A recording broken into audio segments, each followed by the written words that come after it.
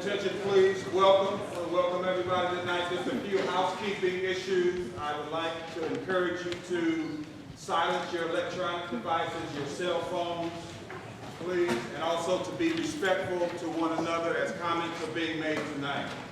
Can we all do that? Yes. Awesome. So ordered.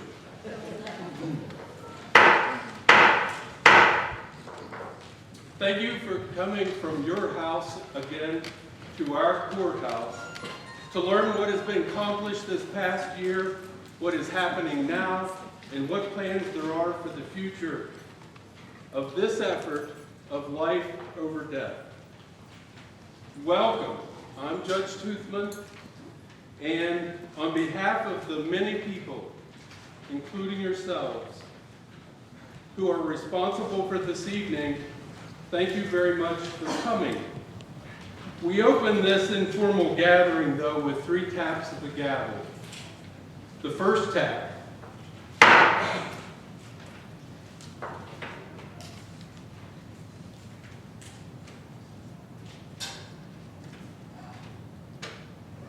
is for those we've lost.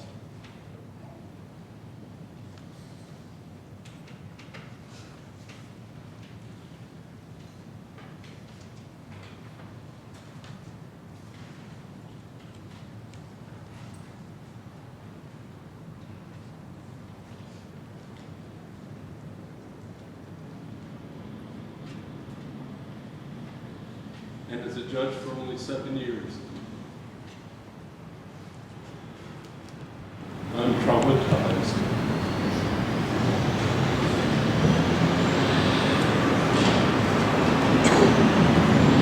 But this one tap is for those who have struggled with addiction and lost. The second tap is for those who are struggling presently, who are here and not here, and need our connections now more than ever. And the third tab is for our future together, preventing another life of addiction and despair. By coming together as a coalition after last year's first town hall meeting, we have affirmed that there is a potential and promise in our Greene County communities which is responsible and engaged. And let this be a meeting of our glad hands tethered together in this mission that either unifies us or defies us. Let us begin by introducing the Master of Ceremonies, Doug and Steve. Would you please come forward and get this meeting on track?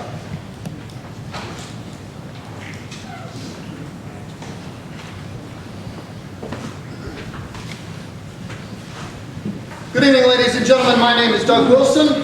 I am here representing WAMB Radio. And my name is Steve Barrett. I am here representing the Greene County Messenger and the Herald Standard newspaper.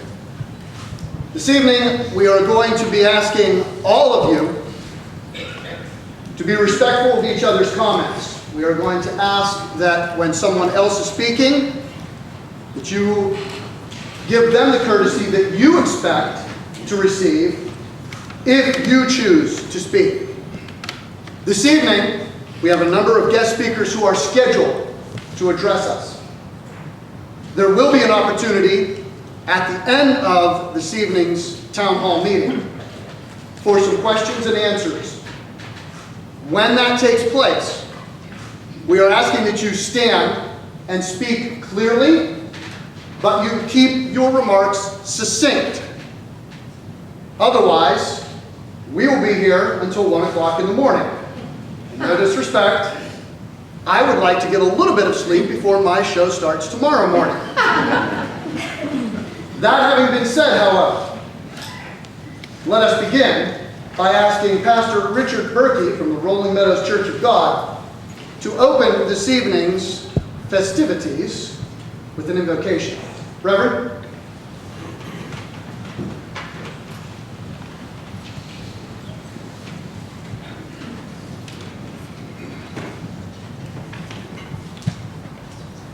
First, let me say thank you to Judge Toothman, all the guest speakers, and most importantly, each and every one of you that are here today.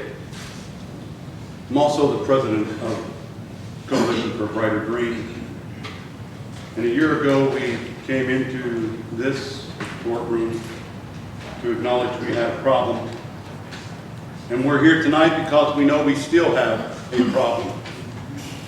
Drugs are a personal problem. They're a community problem. They're a law enforcement problem. But we, as a community, can overcome. 1 Samuel 17:29, the last part of the verse, says, "Is there not a cause?" This was the story of David and Goliath. Goliath, who was down in the valley, taunting the Israelites. And this young boy came up and said, "Is there not a cause?" Tonight, I pose that question to you because I believe we have a cause to stand up in unity to fight against an epidemic that has gripped our community. I want to share something that I found, and it was written in 1863. It says, "We have been the recipients of the choicest bounties of heaven. We have been preserved these many years in peace and prosperity. We have grown in numbers, wealth, and power as no other nation has grown. But we have forgotten God. We have forgotten the gracious hand which preserved us in peace and multiplied and enriched and strengthened us. We have vainly imagined in the deceitfulness of our hearts that all these blessings were produced by some superior wisdom and virtue of our own. Intoxicated with unbroken success, we have become too self-sufficient to feel the necessity of redeeming and preserving grace, too proud to pray to the God that made us." That was written by Abraham Lincoln. What can we do? Where can we find help? John 14:6 says this. Jesus said, "I am the way, the truth, and the life. No man comes unto the Father but by me." Our hope can be found in the Lord Jesus Christ. Joshua 24:15 says this, "And if it seem evil unto you to serve the Lord, choose you this day whom you will serve, whether the gods of your fathers served that were on the other side of the flood, or the gods of the Amorites whose land you dwell in. But as for me and my house, we will serve the Lord." Tonight, it's time to make a choice. If we are going to defeat an epidemic that has come against our county, our country, then we need to turn back to God. Would you pray with me? Father, once again, I want to thank you for the opportunity that we have, Lord, to gather in the name of our Lord and Savior, Jesus Christ. Father, grant us the wisdom as we go forward. Lord, that we would be overcomers, victorious in the name of Jesus. And Father, tonight as we gather in this place, we do mourn the loss of loved ones who have been caught in this epidemic. So Lord, tonight, again, help us so that we can see the answer that is before us through Jesus Christ. And Lord, again, I want to thank you for concerned citizens who have taken their time to come and be here tonight to express their love for their community and mourn for the loss of those that have gone on. And Father, again, we just ask that you would lead us, guide us, and strengthen us. And Lord, we'll be sure to give you all the glory, all the honor, and all the praise. In Jesus' name, and amen.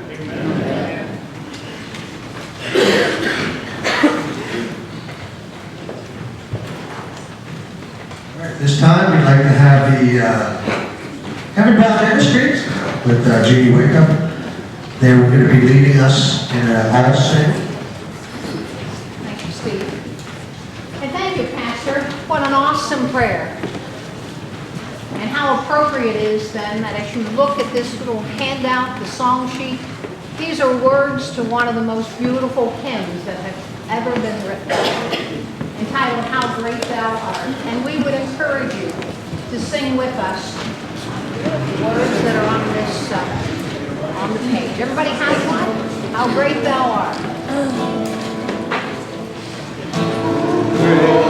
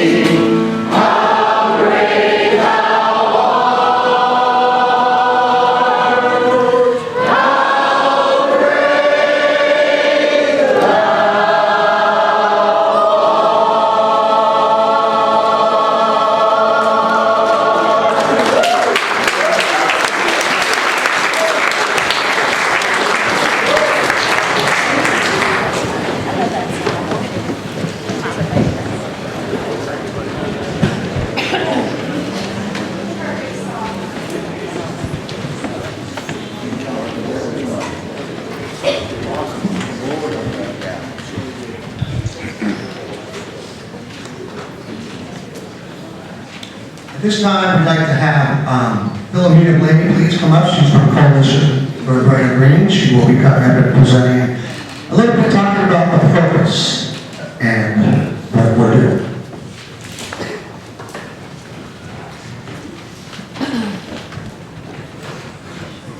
How many of you were here last year? How many do you remember, how many remember at the end of the meeting where some woman called me out, sitting in the bench, and what are you going to do? May I present Philomena?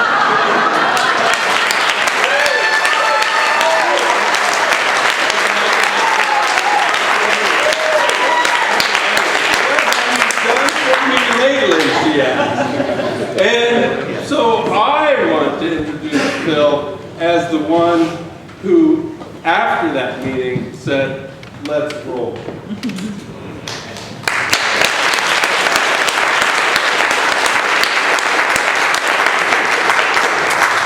think that's what you call turnabout is fair play. Good evening. It's really surreal for me. I can't believe that it has been a year since we were sitting in this same room talking about this subject. And I was going to start out by saying, I asked a question. I listened to the speakers and I was trying to get informed, as I'm sure you are. And after listening to what they had to say about the really horrific situation that we're in, I do recall, and as I recall it, I stood up and said, so what's the plan? Or words to that effect. What's the plan? And I remember the answer I was given kind of vividly. I think it'll stay with me. The answer was, this is a really complicated situation, a really difficult and complex situation, and there's no simple solution. And then I think I said something like, okay, well that doesn't work for me. Something like that. And I'm a person who, as the judge just said, I need to know the plan, I need to roll, I need an answer, I need action. And then I think I was told something like, you need to just go home and take care of your family. Now a year later, and thousands of hours of work later, I think the answer to the first question was absolutely right on accurate. This is not a simple problem, and there are no simple answers to this problem. I have to agree with that. I think there's value in the second answer I received. Go home, take care of your family. Because the choices that we make, the things we say, the things that we do, our children watch us and they make their choices based off of what they see. So maybe the very first thing each of us should be thinking about and getting right. And I'm not saying that I did. I'm saying, wow, that's good advice too. I don't deny that. But there is something else that I would like to say, and this must be the night for Lincoln. Pastor referenced that president, and something came to mind to me that president also said, and he actually borrowed it from a British statesman. His name was, I think, Edmund Burke. And he said, the only thing that is necessary for evil to triumph is for good men, and I like good people, to do nothing. And depending on where you're coming from, you may like something that Coach John Wooden from UCLA said a little bit better. It may resonate more with you. I'm sure some of the guys here know he was an NCAA basketball coach. Everybody like basketball? He was a basketball coach. He won like under 10 NCAA titles. I think 6 or 7 of them were consecutive. And I like what he said to his players, and I heard it years ago, and it stays with me too. He said, don't be afraid that what you can't do, don't let what you fear you can't do get in the way of what you can do. And I think that is more where I come from. I'm trying hard not to be afraid of what I can't do, and I'm trying to do what I can. My name is Phil Blaney, and I'm with the Coalition for a Brighter Green. We're an organization who was born out of that last year's town hall. Just some people who, after that, decided they wanted to try to do what they could. We're a small group. We're just a year old, so we're also kind of an infant group. But we are a group that our mission is to do what we can to facilitate progress towards a drug-free Greene County. Now I know that a lot of people said to us all year long, we tell them that mission and they go, oh, well, that's never going to happen. That's pie in the sky. But I'm okay with pie in the sky. I'm okay with setting that mark way out there where we want to be, because then it's easier for me to kind of point a trajectory to something that seems really distant. We want to develop game-changing plans, and that helps us by having a mission that may be a little pie in the sky. We want to make progress in a big way, and we don't want to put Band-Aid solutions on something and let it continue to fester. We want to try to change the game for all of us in Greene County. We may fail, but we want to give it a try. One of the things that we've learned is that there are probably 3 areas in which we need to focus. And those areas are in the areas of prevention. The second is in accountability. You may call it enforcement, accountability or enforcement. And the third is in recovery. And we think of these, we call them the 3 legs on the stool. You know how a 3-legged stool is in balance?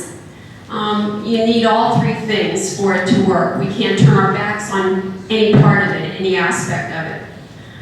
So those are the 3 areas in which we focus. But because we're a new organization, this first year, I've got notes, folks, and it's more because I'm not so much afraid of what I might forget to tell you. I'm afraid later of who I might forget to thank for what they've done this year for us.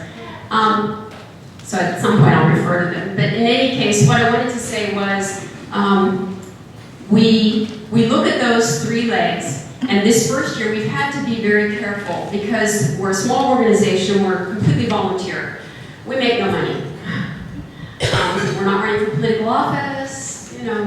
We just are folks out of the community who are trying to come together and work against this problem. So we had to be really choiceful in this first year about the things that we were to address. I want to tell you about where we've been, kind of some of the things we've done, and then I'm going to tell you about where we're headed. This last year, some of you, and many of you I'm sure, are aware of some of the things that we've done.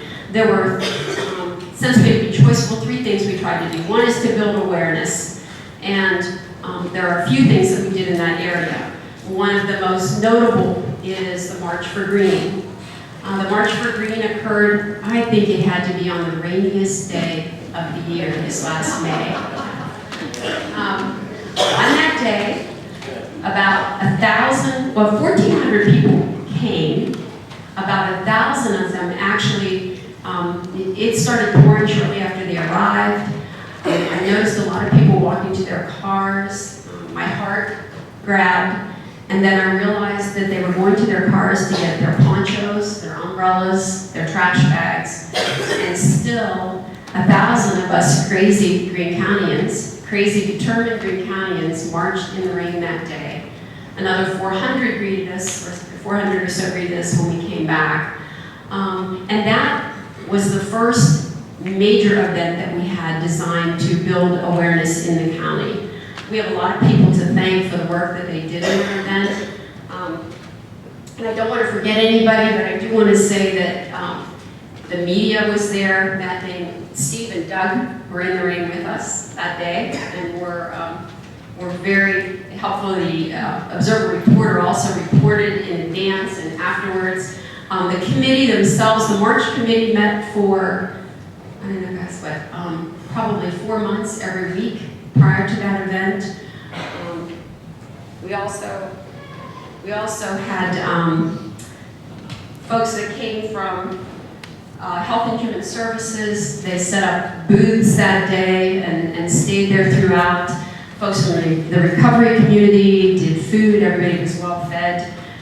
So it was a great event, and many of you were there, and those of you who were there, yay to you.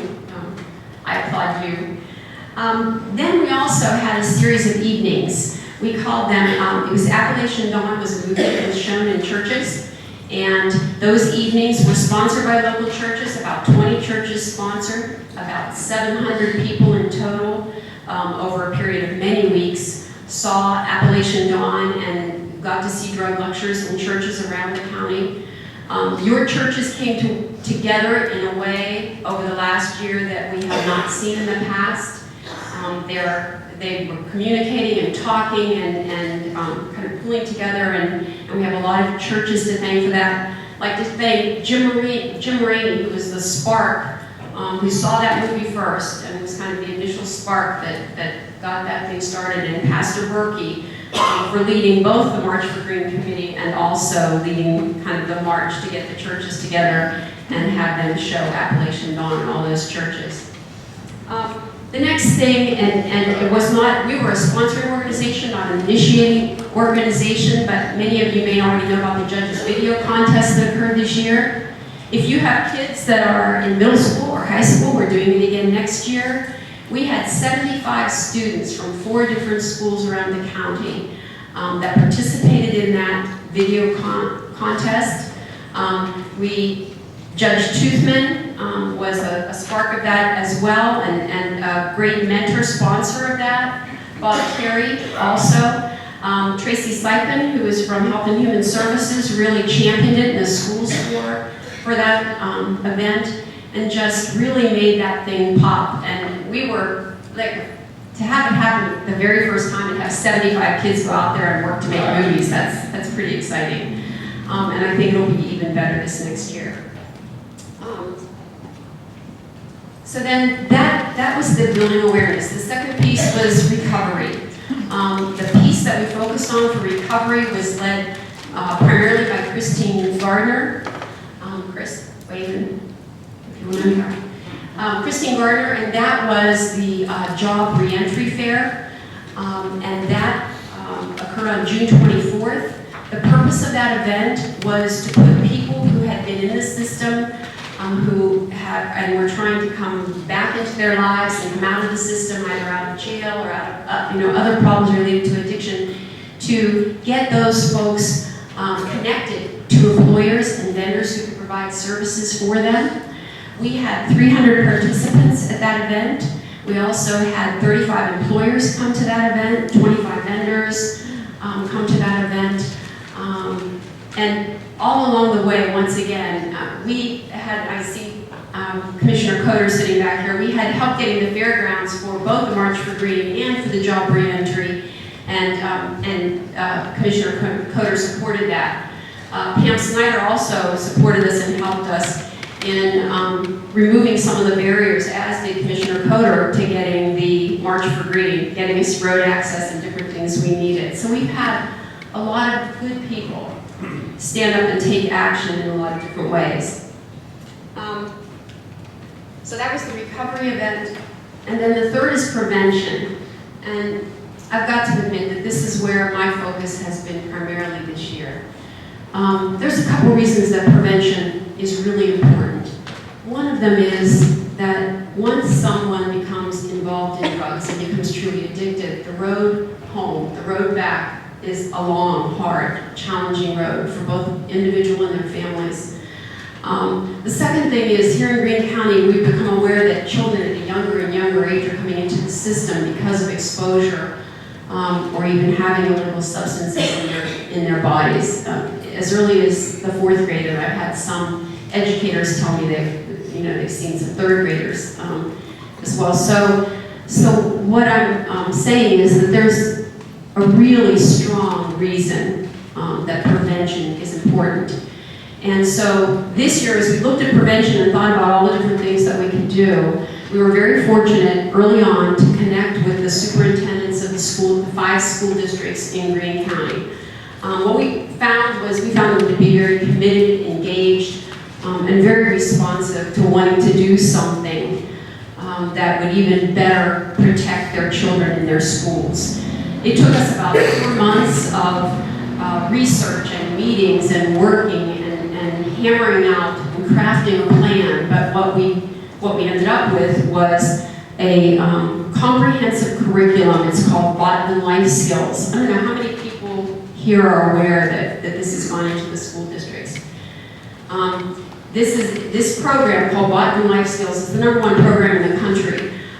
It is a program that stresses it's not so much substance abuse avoidance as it is building good skills for children to make better decisions, to be able to say no, all those things that they really need.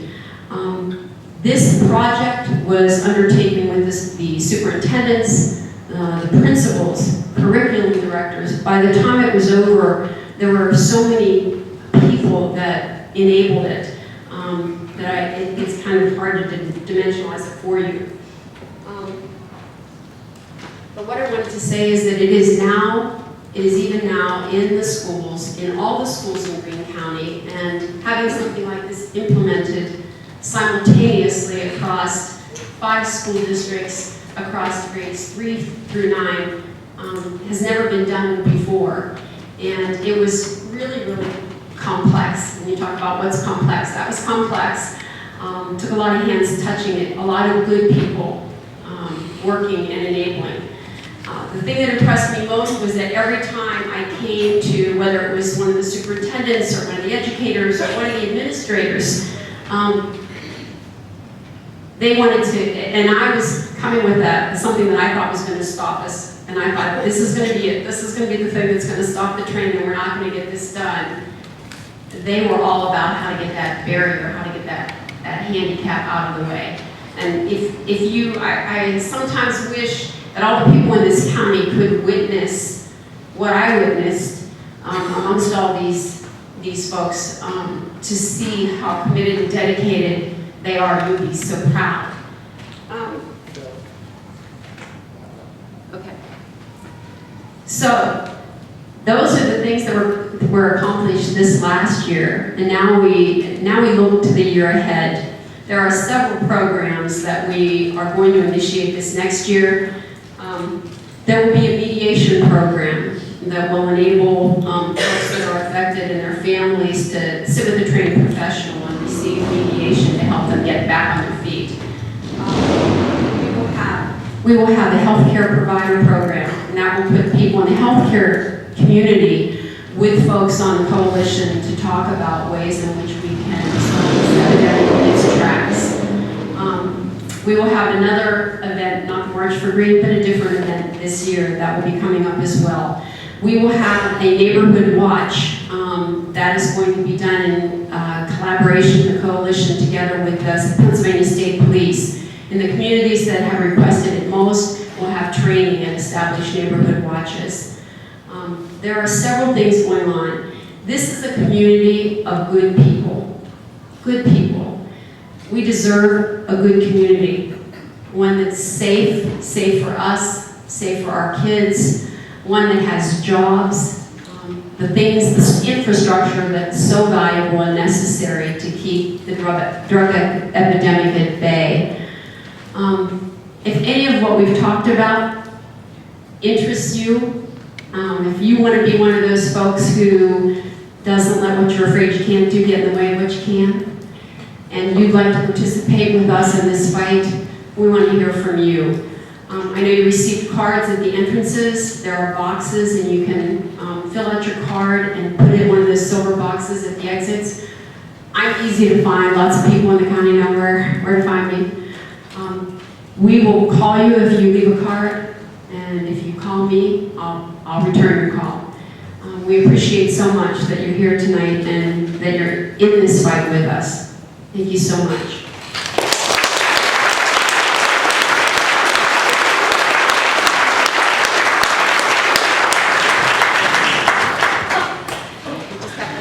Doug, Steve, you can't stop Phil. Don't try. The nice thing is, tomorrow morning, I have the microphone and you don't. I'm sorry, I have to take one moment. We could not fund Botman ourselves. We have no money, remember I told you that. I would like to ask the sponsors of Bodvin to stand. That program, I went to many corporations, I begged for money from a lot of different directions, but at the end of the day, it was local sponsorships that paid for Bodvin in the school districts. And I would like to ask the Greene County Memorial Hospital Foundation folks, it's Dave Jones,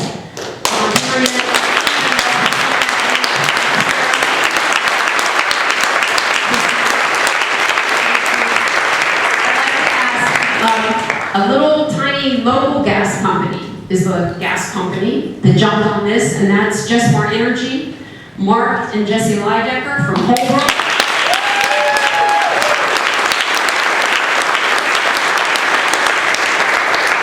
And the Community Foundation of Greene County, and that's Becky Stamperton knows here.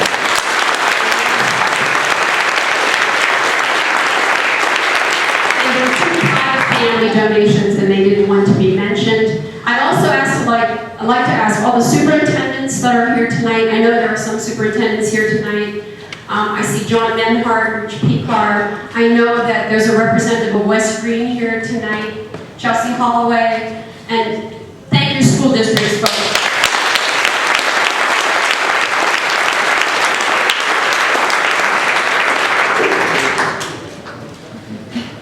Our next series of speakers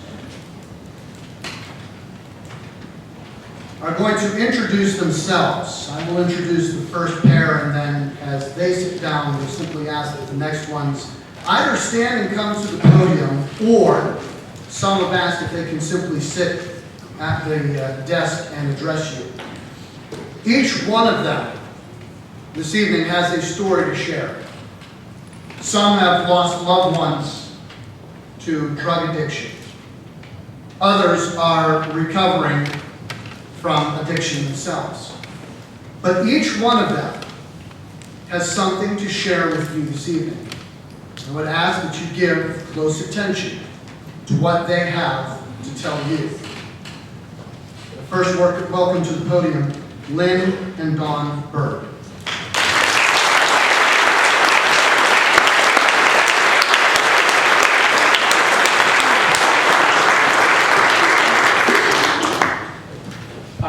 My name is Don, this is my wife Lynn. We live in the West Greene School District. We have 3 daughters. They all graduated from West Greene High School. They all went on in secondary education.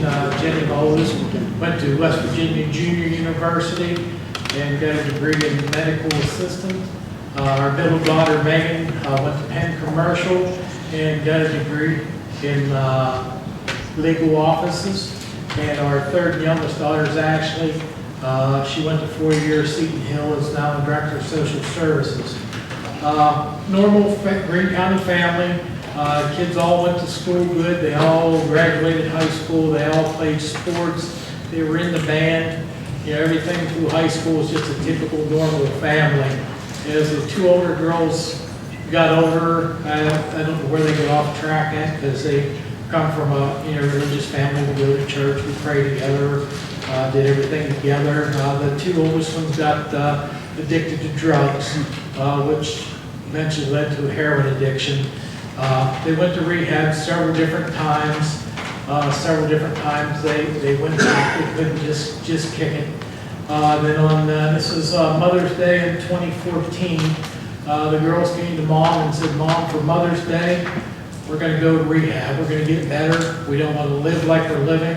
We're sick of being like this. It's not us. So they went to rehab. 2 different places they actually went to rehab. They didn't go together. They went to separate places. They come back for 21-day rehab, which, you know, it's just, when you have a life addiction, 21 days just doesn't do much. And of course, the first people that get a hold of them coming back home was their drug dealers. You know, hey, you've been a rough time, I'll give you something for free to take the edge off. And, you know, and we have phone numbers to verify all that sort of thing. And a few days later, we got a call from Washington Hospital. Our oldest daughter, Jennifer, had been in an accident, an automobile accident. So Lynn and I rushed to the hospital expecting to see a battered up daughter, which we did not. She was laying there flinching and jerking and blinking, and there was no damage. The truck was maybe $100 worth of damage to it. She lay there for a couple of days. They declared her brain dead. My wife and I had to make the decision to take her off of life support. The whole time this was going on, our middle daughter, Megan, laid on Jenny. She cried. We never left her side day and night. She cried.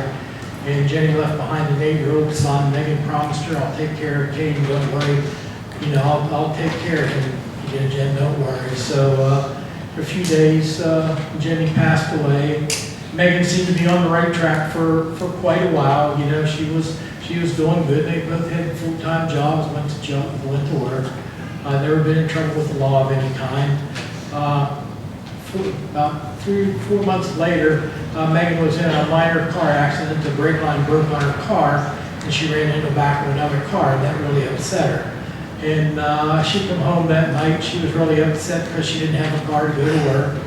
And that night, she came downstairs and asked if she lived with us and wanted to know if she could borrow Mom's cell phone. And Mom said, yeah, sure. Next morning, Lynn and I went to go to work, and Lynn went up to get her cell phone, and we found Megan deceased of a heroin overdose also. So, you know, talk about something that tests your faith. You know, it really couldn't make rhyme or reason out of it. But since then, Lynn especially has spent her whole life and time trying to help with the addiction problems, education, and all that. Our youngest daughter's in the audience there. She's a social worker, and she does the elderly. She couldn't do the young people. She said they were too difficult. So anyway, we're blessed to have her. And that's our story. It's you know, it's just we really appreciate all the help from the community and the churches. You know, Lynn and I go to local churches. We tell our story, and you know, a lot of local churches are really involved with helping Lynn and the community. Recovery people have started an Oxford House, and they honored us by naming it the Bird Sisters Oxford House, which is really a nice memory for our girls. Thank you.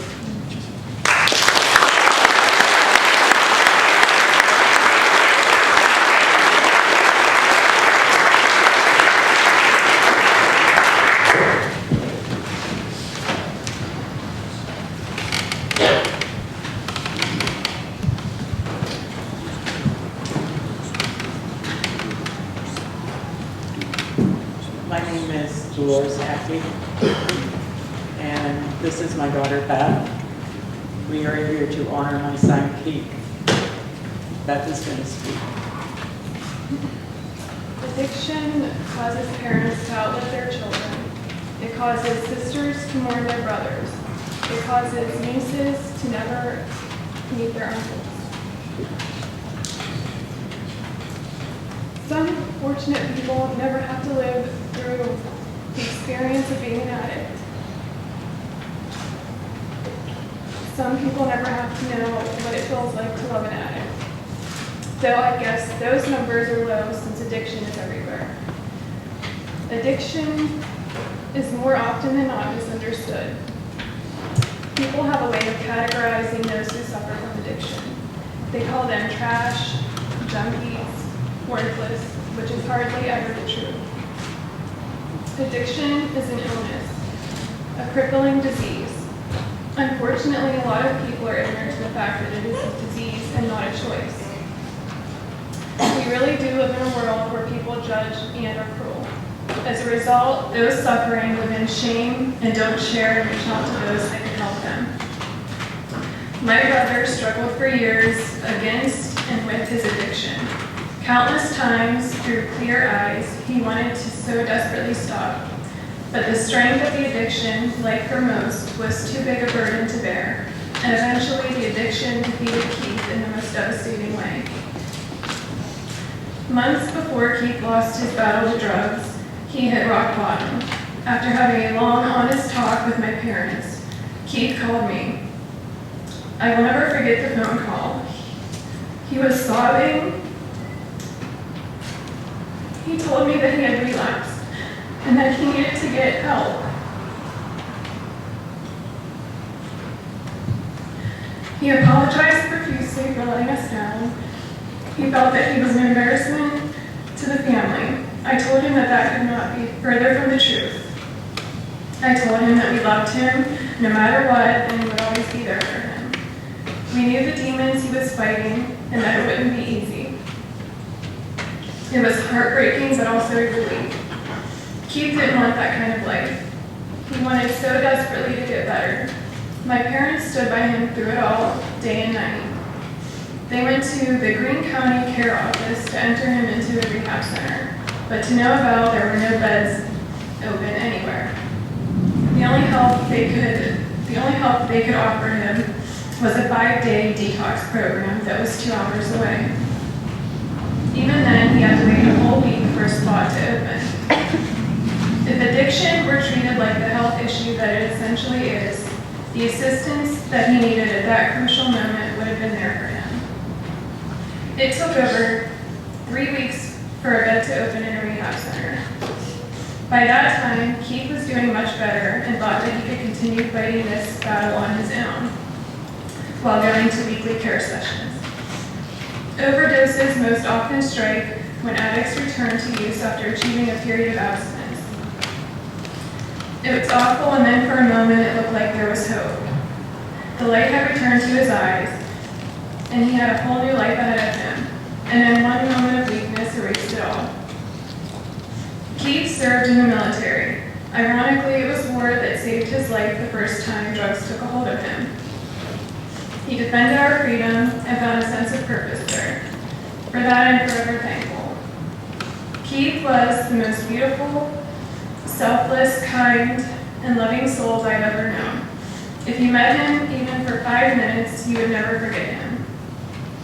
He was the quintessential extrovert.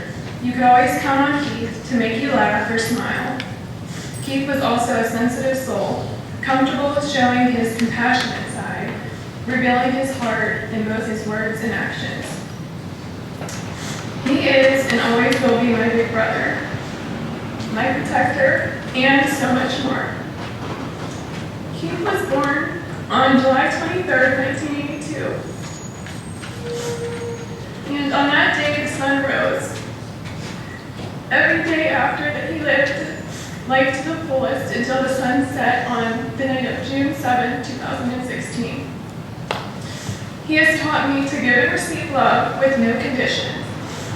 His struggle is over, but the longing for what could have been is not. Sadness and anger, filled with regrets and remorse. Memories of life with him followed by things I wish I had said to him.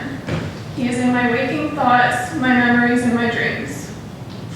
To those that knew Keith, I think that we would all agree that he will be remembered by 3 things: his legacy of love, his joy of living, and his never give up attitude. Keith was not afraid of what the world had in store for him. He is my hero. While so many of our hearts break as we live our lives day to day without him, it brings me comfort that he no longer struggles with the sickness of addiction. He is always missed and loved by so many. To those of you who have been personally affected by having a family member, loved one, or friend lose their life to the horrible disease of addiction, my sympathy and heart go out to you. To those who are struggling with the disease, please keep the fight going. Don't be ashamed to scream for help. And to those who know someone in the midst of the struggle, please reach out to them. They need love and compassion now more than ever. Thank you.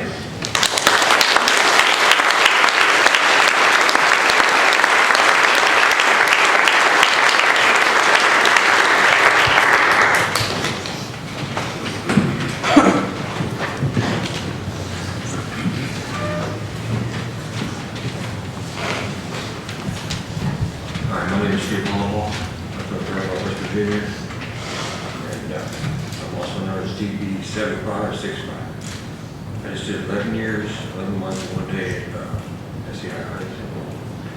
That's because I'm a recovery alcoholic. I'm lucky.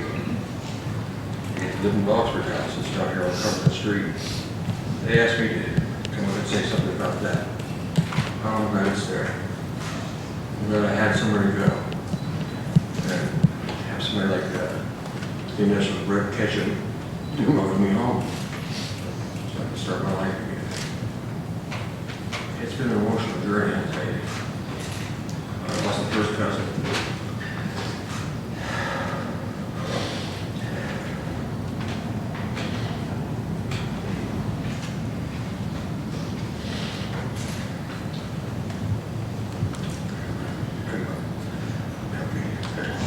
My mom to this disease. I can't describe. I welcome up in here and just thank you. Hello, everybody. I'm Dawn Sullivan. I'm 59 years old, and I got 3 daughters. And I started a journey in October 23rd, 15. And in my journey to recovery, I lost my daughter to a heroin overdose. And she left 10 kids. From there, I went to rehab for 7 days. I went to a 30-day rehab. From there, I went to Washington to a 6-month program. Now I'm in Waynesburg. I ended up here. And it's the best thing that ever happened to me to stay here. I am in the Bird Sisters Foster House. And it is very nice there. If anybody needs any kind of help or anything, all the women are there to help us. And if anybody knows in this audience that anybody needs help, we have 4 beds open. If anybody would be interested, like your friends, family, or whoever would need any kind of help, we're there 24 hours a day for the answer to phone. And we opened up Oxford House in January of this year.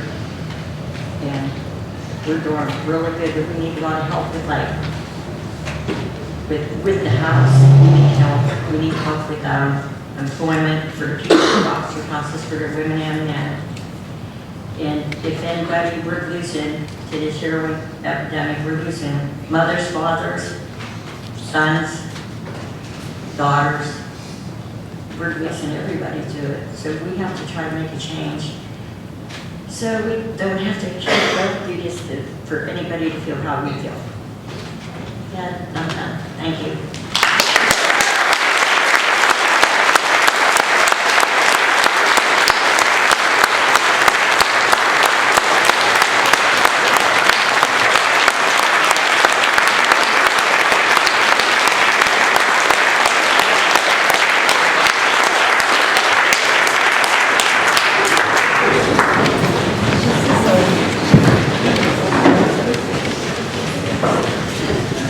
This time, we're going to have several speakers come up representing drug and alcohol prevention, enforcement, and treatment.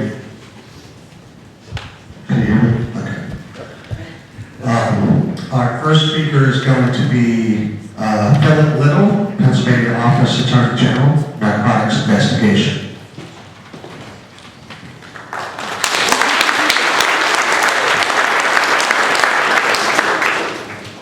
Good evening. First and foremost, I want to thank everyone for coming here today. Little slight note, my name is Phil Little. Yes, I am from the Pennsylvania Office of the Attorney General, but I'm a specialist there. I'm not with our Bureau of Narcotics, but I work with our agents every single day. I have the privilege of traveling throughout 10 counties of Western Pennsylvania and speaking to tens of thousands of people all the time. And I can tell you that throughout my travels, I have never seen a room so packed on one common cause to fight for their community. Give yourselves a round of applause.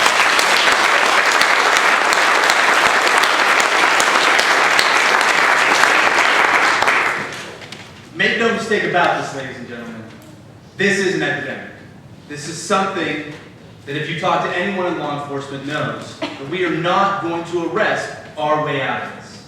We need help from different sectors. We need to wrap our arms and work together with treatment prevention as well as education. But what I come today talking to you guys today about are different things that you guys can do as a community to help fight this epidemic. To give you an understanding Commonwealth-wide how big of an issue this really was, just last year, according to the DEA, the Commonwealth of Pennsylvania had 3,383 drug overdose deaths. According to the toxicology reports, the two top drugs found in those people who overdosed were heroin and fentanyl. For those of you that aren't aware of what fentanyl is, it's one of the most powerful opioids that is out there, commonly mixed with heroin. So I want to talk about these three things that are very basic, but you can utilize, again, in your communities to fight this epidemic. The first thing I want to talk about is when we discuss this problem when it comes to heroin, is that when you meet people who are in recovery, when they talk to you, the first thing they're going to tell you is they didn't start just using that. Oftentimes, it starts with the prescription drugs and the prescription opioids. We all are guilty of having pills we no longer use in our house, lay in our medicine cabinets, in our kitchen sinks, next to our nightstands. You know, when we grew up, when we were kids, we were often told the most dangerous part of one's house is the kitchen because all the chemicals are there. That's no longer the case. It's where these unused drugs that we are leaving lay around are.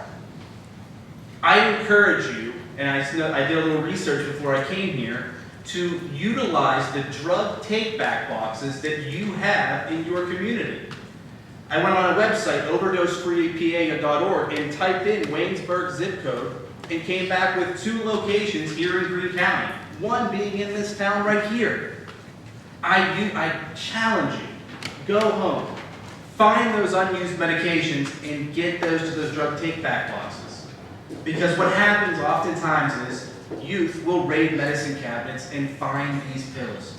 And that's where it starts, that one bad choice. So please utilize that service. The second thing I want to talk about is information that you can provide us at the Office of the Attorney General. There are approximately 12.7 million people here in the Commonwealth of Pennsylvania. And within our office, roughly about 800. With those numbers, we can't be everywhere. We need your help as a community. So in our office, we have ourselves a heroin tip line or drug activity tip line. I have these cards downstairs. Please pick one up where you can contact us and give us your anonymous information. I want to repeat one thing, is that we don't care who you are. We care about the information that you have to give to us to help fight this epidemic in your community.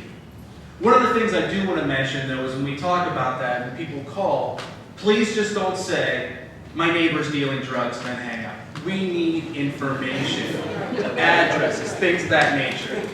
Sometimes people get a little excited and forget to provide them. So please, grab one of these cards. Let us know where this activity is so that we can curb this in your community. Lastly, is we need education. We need to educate our youth. When Phil was up here prior to me coming up, she talked about education within the schools, and that's amazing.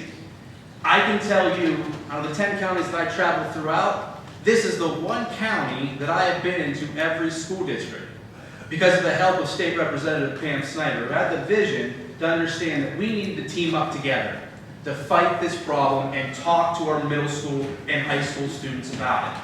Because that's where it starts, at that young age, about the choices that we make, and educate them and prevent. Because if we don't do that, we're lost. We need to reach out to our youth. I want to mention, if you are involved with any youth, if you're at a church, if you have any youth organizations, please reach out. We'll be more than happy to come out and speak to your kids in whatever organization it is. You can find our information on attorneygeneral.gov underneath our education tab. It is a free service. We are here to help you. Lastly, I just want to talk about a few materials that are downstairs on the table. Please grab this. This is a little more information about what fentanyl is, what is heroin, things of that nature. Because as law enforcement, far too often, we think everyone knows what a stamp bag looks like. Well, that's just not the case. Here's a little information to educate yourselves. As well as downstairs, you will find a list, a little poster almost, of the most commonly abused pharmaceutical drugs that are out there. So that you can see what these things are and you have a good visual. Again, I want to thank you all for coming out here. It is a packed house. This is amazing. I obviously don't have to tell you that this takes community effort because you get it. But please, use the tools that I just talked about to help fight this epidemic in your county. Thank you so much.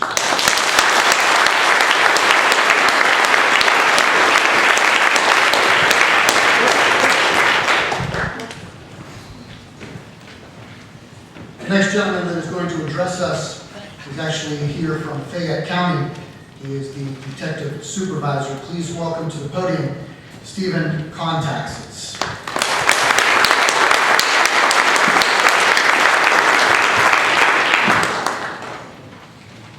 Thank you very much. It's a great pleasure to be back here with you again.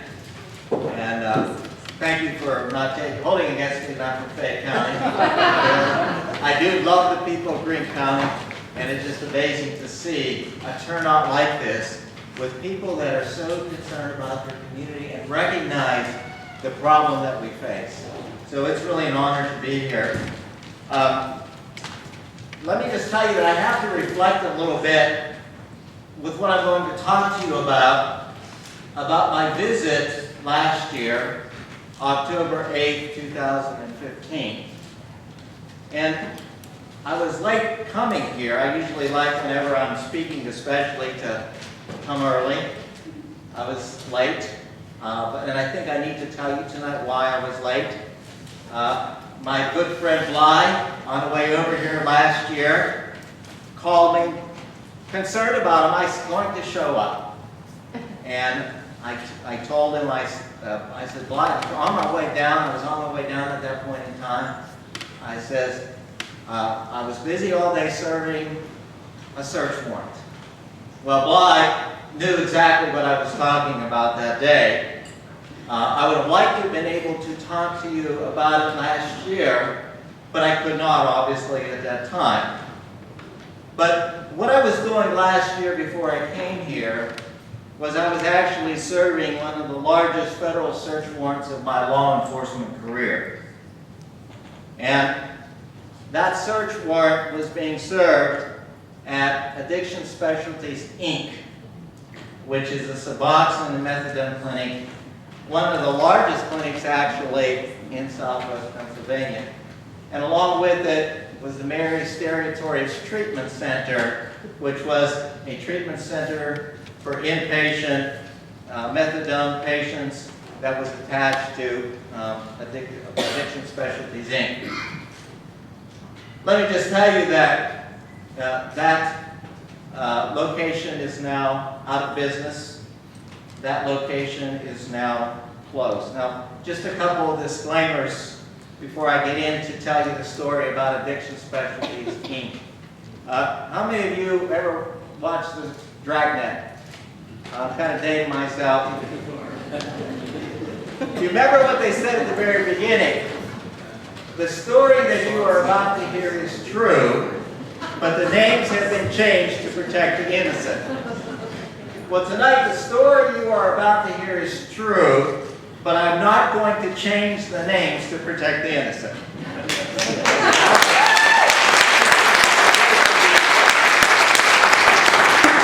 The second thing you need to know, it is the policy of our agency and the other law enforcement partners that I work with, and it's a great pleasure to be here tonight with my partners from the Pennsylvania Office of Attorney General, who I work with regularly.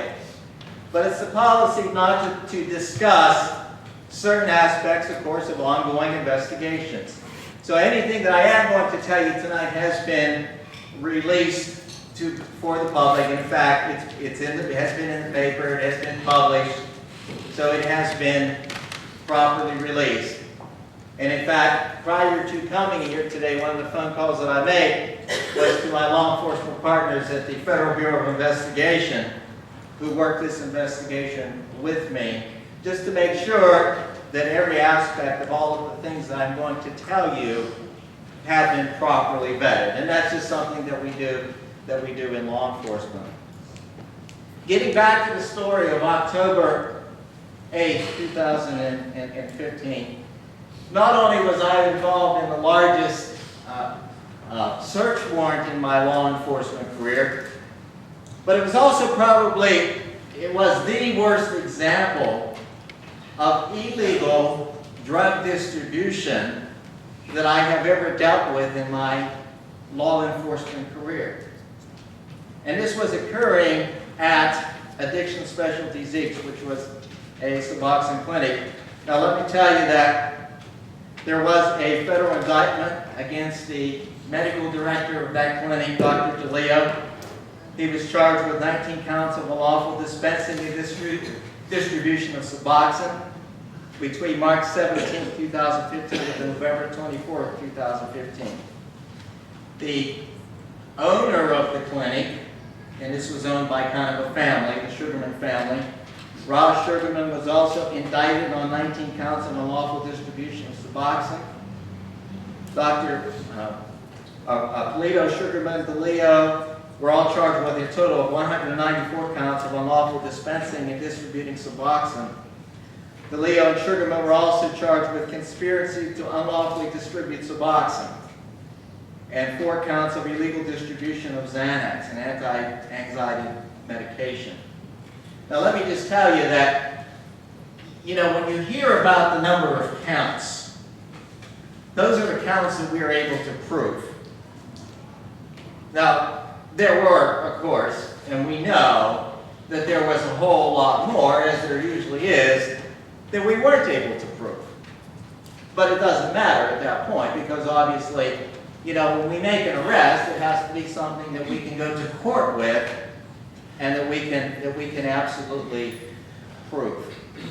And let me just tell you that in this particular clinic, this particular Suboxone clinic, which was extremely large, it involved millions and millions of taxpayer dollars and insurance company dollars that were going to fund this unlawful distribution of Suboxone that was coming out of the clinic.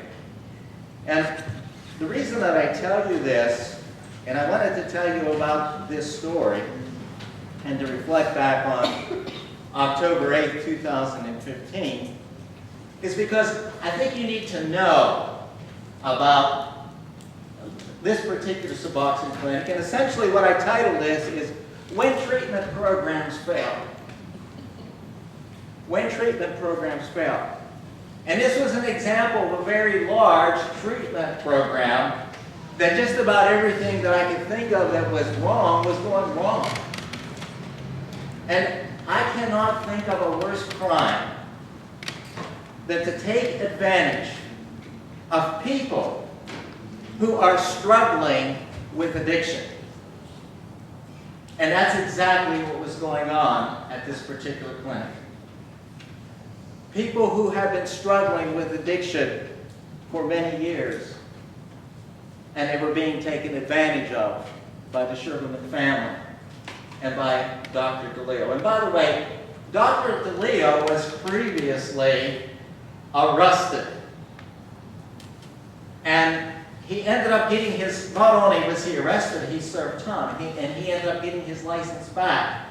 He came back as a cardiologist in Fayette County, and he was the medical director for Addiction Specialties Inc.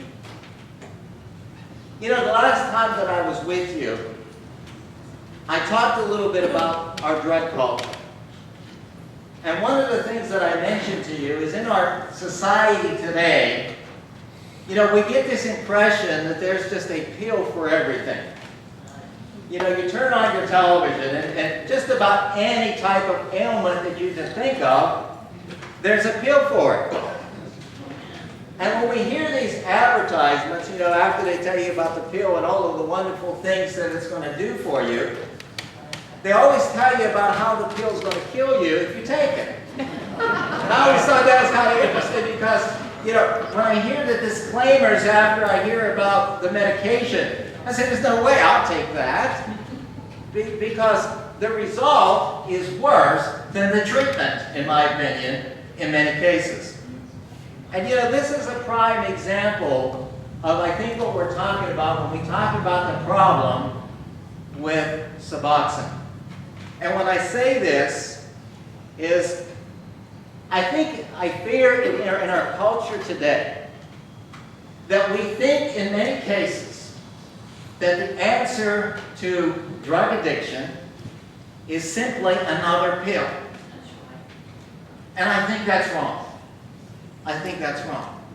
Now, I know as an investigator, as a law enforcement officer, and believe me, I have worked with many people who are suffering from addiction. And I feel for the people who are suffering from the addiction. And you know, I know that a person who is trying to recover is dealing with a terrible, lifelong battle. And it's not something that we can leave the example, well, I'll just give you a pill, and that's going to solve your problem. You know, as I was doing the investigation involving Addiction Specialties, Inc., I had opportunity to talk to a lot of the patients who were being treated there. And I asked the question, well, you getting help? And some of them thought they were, a lot of them thought that they weren't. And then I go and ask the question, well, how long have you been coming here? 5 years, 6 years, 7 years, 8 years. And it seemed across the board that people were coming there for an awful long period of time. And I have to say, well, wait a minute. That just doesn't seem like help to me when a person has to come for that long of a period of time and get a pill every day. Now, in Fayette County, and one of the things that I investigate is what's called drug delivery resulting in death. And essentially, that is a major crime. It's like homicide. A person delivers a drug, and it results in a person's death, and essentially, same as criminal homicide. And you know, in Fayette County, I asked that the coroner give me information, toxicology reports, on people who have died from overdoses. And we have, believe me, we have our share of people who are dying from overdoses in Fayette County. Fayette EMS tells me about 8 calls a day overdoses. Many overdose deaths. One of the things that I see as I look at the toxicology is I see the heroin, I see the fentanyl, but you know what else I see? I see Suboxone, and I see methadone. Very often, not always, but very often. And very often, these are the same people who are being treated in a Suboxone clinic. They're getting the Suboxone, but yet still taking those other things. And I know it because it's in the blood. And I can see it in the blood. Now, that tells me that at least it wasn't effective. Certainly wasn't effective for those people. But the thing about it is, many times treatment programs don't work, whatever they might be. And I know and I understand that. There's no guarantee. There is no panacea. But I think before we spend millions and millions and millions of dollars of taxpayer money on a program, we really ought to know what it's about. We really ought to know whether it's going to work or not. One of the things about the Suboxone programs, they are terribly expensive. I estimate about anywhere between $85 to $150 a day per person who's in a treatment program. Now, typically, about 40% of that money tends to come from insurance policies. If a person has insurance, and essentially that insurance will pay for a certain amount of time, the balance of it tends to come from public welfare programs. So it's taxpayer money, effectively. Now, we all want to know, why is it that our insurance claim cost is rising as much as it is? And I can tell you that this is one of the reasons. The fact that the Suboxone treatment programs are growing and growing and growing is one of the reasons why insurance the price is rising. So make no mistake about it. We often find that drugs, Suboxones especially, that were lawfully or unlawfully obtained from treatment programs are often sold on the streets. Now, one of the things that I can tell you that was going on at Addiction Specialties, Inc., and I know this because I have observed it, and because I have been told it by the many, many people who were there who I've got to talk to. In the parking lots, outside, guess what was happening when all of these people were gathering? They were trading drugs. Some of these were drugs that they got inside. Some of these were drugs that they got and brought with them when they came to the clinic. But they were trading them. And they would take them from this place. They would come, they would get their Suboxones. And I say Suboxones because many people got a lot more than one. And they would go out, trade them with each other, go out into the streets. And I could also tell you that the people who were next door to the clinic, the day we were there, I got to talk to a lot of the neighbors. And they told me stories about some of the things that were happening to them as a result of the clinic being there, how they were having things stolen from them, how they were finding discarded clothing, used condoms, and they would tell about how residences in the area were getting robbed and so on. And of course, they attributed that to what was happening at the clinic. But you know, when we looked at, one of the things that I looked at in this investigation was how effective are these things? And you know, the interesting thing about it is I really could not find much information regarding effectiveness. You can't find the empirical information. I mean, how do we know when a treatment program is successful or not successful? And many times that question does not get asked. But I think that is an important question to ask. How successful is the program? You know, when we look at Suboxones, in Fayette County, and I think throughout southwest Pennsylvania, this has become now one of the main street drugs. It's right up there with the OxyContins. It's right up there with the Vicodins and the other things that we see out on the streets as street drugs. This particular drug, Suboxone, has been called king of the jailhouse trade. And the reason is because oftentimes they were distributed inside a prison, and of course they are traded unlawfully inside of the prisons because they are available. So why are we talking about this tonight? The reason is because I think the community needs to be aware of the risks. I think that the community needs to understand, and I think pretty well everybody here does, that it's not easy. It's not as easy as saying, okay, well, let's just go put another clinic in.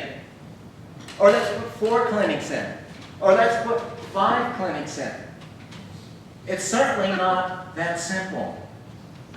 And I think the other thing that we need to know is, you know, when we talk about something like a clinic, regulation of these things is very, very difficult. Especially when they grow as large as what Addiction Specialties, Inc. grew over the years. and had so many people coming.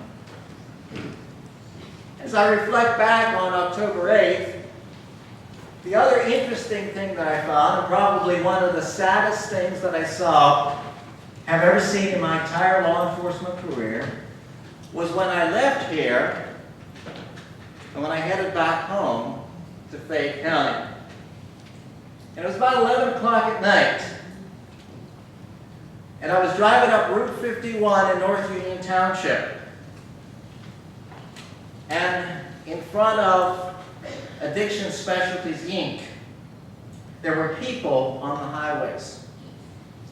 And they were walking the streets, walking the highway at night, 11 o'clock. These were people who didn't get their pill that day because we were there doing the search warrant. And they were wandering the streets. And it was shocking to me to see that. And I said to myself, you know, there has to be a better way. This just isn't right. So I tell you this to inform you. I tell you this because you need to know.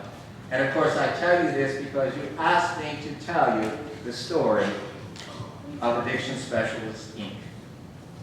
Thank you.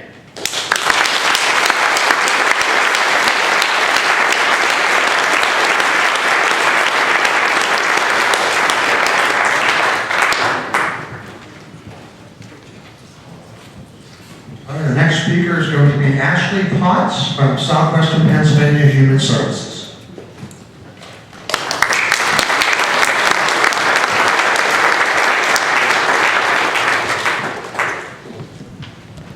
A little shorter than everyone else, I guess.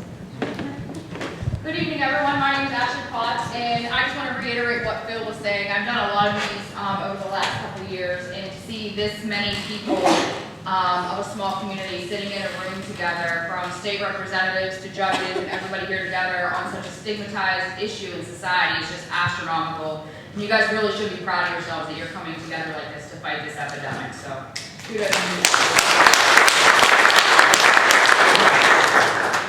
I also did want to point out Representative Ms. Pam Snyder, and I just wanted to thank her for being here because Pam has helped me a lot over the last couple years, and it's just nice to see her here for her support for the county. And I always like to think that she's here for me too, but probably more than that.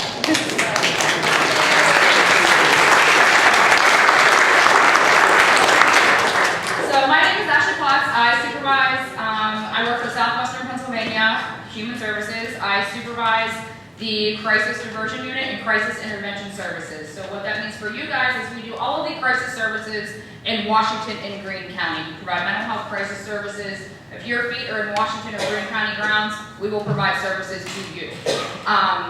So we do have, I work for an agency, we're in five different counties. Washington and Greene are two of the ones that are more local. We are in Fayette County, as well as Butler and Westmoreland. And I am honored to say that I work for an agency that was awarded two different spots in the agency I work for were awarded Center of Excellences by the Governor of Pennsylvania. So I also think that that's amazing that everybody is really trying to come together to do these things and combat this epidemic. A little bit about me. I hold an associate's degree in liberal studies. I have a bachelor's degree of arts. I'm about to graduate with my master's degree in May in social work. I'm a presidential scholar. I do all these really cool things with my life. But the reason why I tell you that and I introduce myself to you that way and I start out that way is because I want you to also understand that 10 years ago, I was facing a state prison sentence. I was suicidal. I was addicted to heroin.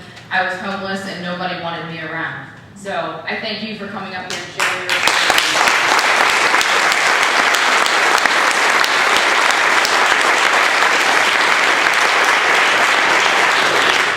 Because the second way I introduced myself to you, if you twinged a little bit, or if your gut felt a little uncomfortable, or when he gave you his inmate number, if your gut felt a little uncomfortable, that's the stigma that's within ourselves that we don't always know is there. And I would like to tell you that we're not bad people. We just did some bad things during our addiction. And I would make this man my best friend because he's probably one of the best people in this audience right now.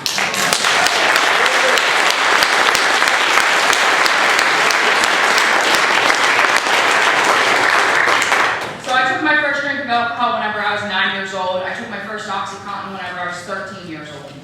It was given to me by my uncle. By the time I was 17 years old, I was a runaway. I was expelled from high school. I had attempted to become an emancipated minor. I had stolen from my family, and I was, at 17 years old, I was injecting heroin and crack on a regular basis, going into various parts of Pittsburgh, which I'm sure I did not belong, and doing anything I could to support my drug habit. It is important to understand that I never wanted to become a heroin addict. I wasn't going to be a heroin addict. My mother was a heroin addict, and I was never going to be her. So I think it's important for all of us in this room to understand that the disease of addiction, it does not care who you are, where you're from, how much money you have, whether you go to church or not, where you work, what color your skin is, none of that matters.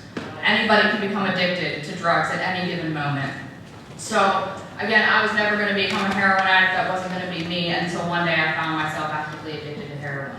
I was doing anything to support my drug habit. At 18 years old, I had graduated high school. I tell everybody I did not earn my high school diploma. I missed about 65 days of school. My senior year of high school, I was identified as a bad kid, and it kind of just pushed me through the doors. They didn't want to deal with me anymore. About 2 months after graduating high school, I called my dad repeatedly one night at midnight. I was 18 years old. I called him over and over again. I hadn't talked to him in a year and a half.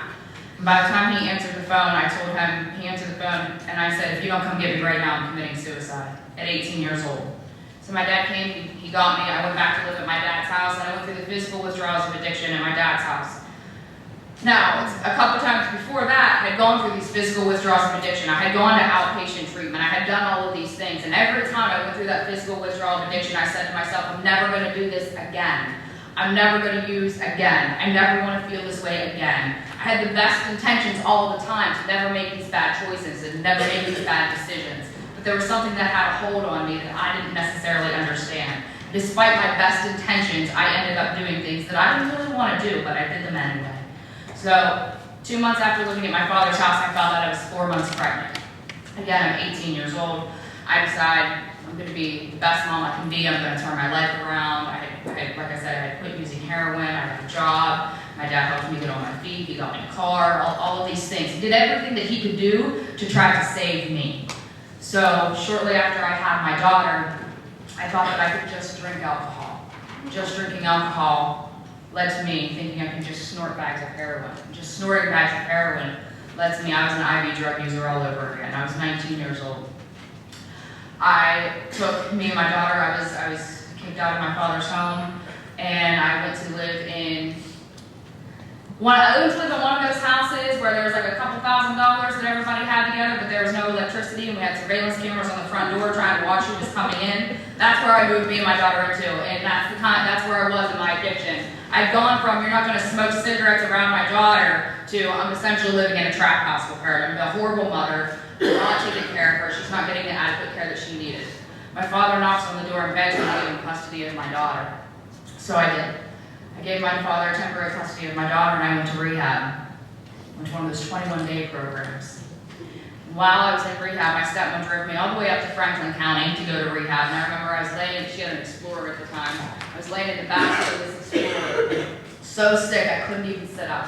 And I remember saying the whole way there, I'm never going to do this again. I'm never going to do this again. I don't want to be a heroin addict. I don't want to do this anymore. I'm never going to do this again.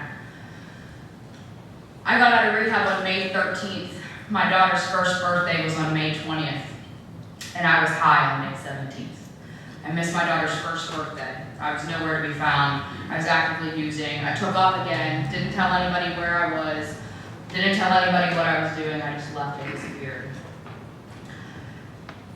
During that time, once I finally surfaced at my father's home, however many days later, I don't remember, he told me that I was never allowed to step foot on his property again and he would have me arrested.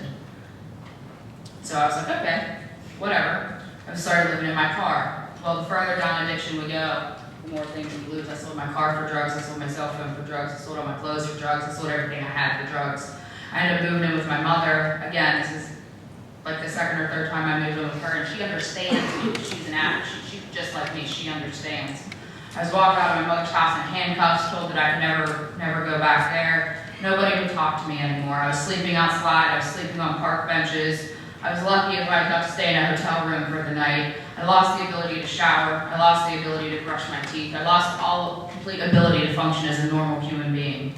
So it's important for me to tell you that this is where my life was versus the way I introduced to you myself today. Because I think a lot of us in here need a little bit of hope to understand that we do lose a lot of people along the way, but there are some of us that make it, and there are some of us that go out to become productive members.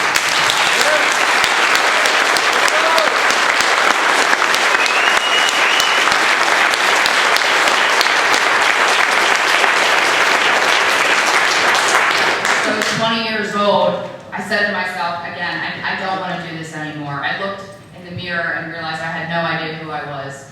And people often say to me whenever I do these things, well, what does addiction feel like? What is addiction like? And the only thing that I can really relate it to, unless you've actually been in active addiction, you don't understand what it's like. But the reference that I use is I would describe myself as I was essentially a walking human corpse that was a shell of emptiness on the inside, stuck in a self-made prison that I couldn't find my way out of. And I was stuck there. So at 20 years old, I said to myself, I'm either gonna get clean or I'm gonna kill myself. Those were the only two options that I saw for my life. I knew that if I didn't go to treatment, I wouldn't survive to see my 21st birthday. So I'd gone to treatment again, and this time, I did this long-term treatment thing that they talked about. I did 7 days in detox, I spent 29 days in inpatient, and I spent 6 months in a halfway house, and all that added up to 216 days. And it's important to understand that whenever I went to, that's how I ended up in Washington County, by the way, in this little area of Western Pennsylvania, for treatment. And I think I heard somebody else say that's how they ended up here as well. So we end up in our paths for a reason, and whenever I look back and reflect on my life, I can understand that a little more. So whenever I got into the halfway house after I did my long-term rehab, I had committed a lot of crimes during my active addiction, and I had to call and turn myself into all these municipalities that were looking for me. And I really like the reference you said whenever you said all these counts of charges, because I want you guys to understand that whenever I turned myself into all these municipalities, I had over 100 felony counts of charges pending against me. And they wanted to send me to state prison for a long time. So whenever they all said the same thing, stay where you are, we're gonna start this court process, we're gonna get things going, and that's what I did. I just listened to other people, and for once in my life, I decided I was gonna listen to somebody else. And I told you I was a presidential scholar because I wanted you to understand that whenever I got clean, I tested at a 6th grade education level. It didn't matter that I was in advanced classes in elementary school and junior high and all that kind of stuff. I lost all of that whenever I was using drugs on a regular basis. So at 20 years old, whenever I got clean, I was at a 6th grade education level 1 and I can't test. And I really think it's amazing that there is a judge here holding this town hall event, because the judge is what gave me a second chance whenever I went to sentencing court in April of 2007. Because whenever I finally went to sentencing court in April of 2007, I was originally supposed to go to state prison. Then I signed a plea agreement saying I was going to do the 2 years minus 1 day to 1.5, enough to keep me in county jail. They were willing to let me go to county jail. When I went to sentencing court that day, my attorney was going to try to fight for me to go to a halfway house. And when I stood in front of him, I went from the first court hearing that I had gone to during the summer while I was still using, when I was too high to make it inside the courthouse, and my attorney had to come outside and relay information to me, to April of 2007, whenever I had 7 months clean, and I actually had brushed my hair before court and brushed my teeth and all those things that we don't do whenever we're using. And the judge looked at me and he granted me 216 days time served for the time that I was in treatment, and he granted me immediate parole back to Washington, Pennsylvania. And it's only for that judge the reason why I was able to do the things that I did with my life. So I thank you for having this.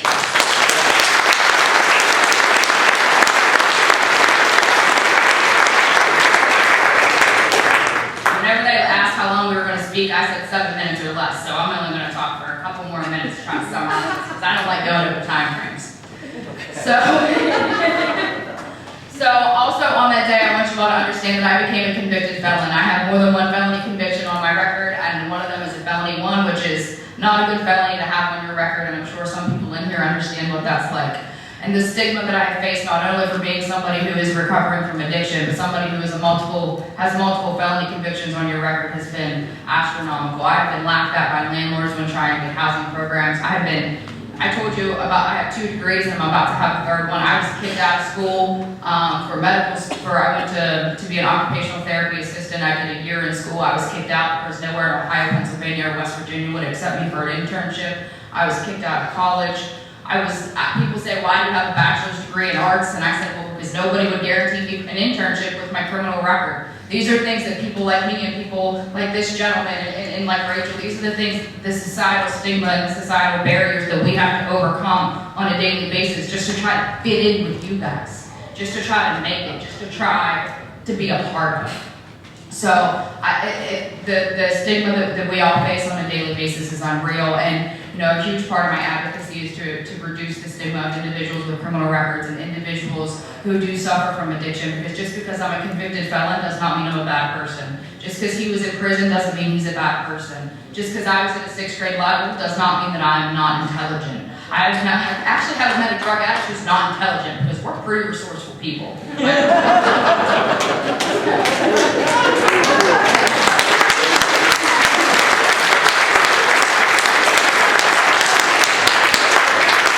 So along the way of my journey, I've been able to go through, I started working at Panera Bread making $6.25 an hour. And like I said, I'm a supervisor of a crisis unit working for SPHS, and my director is here, Susan, supporting me today. Hey, Susan.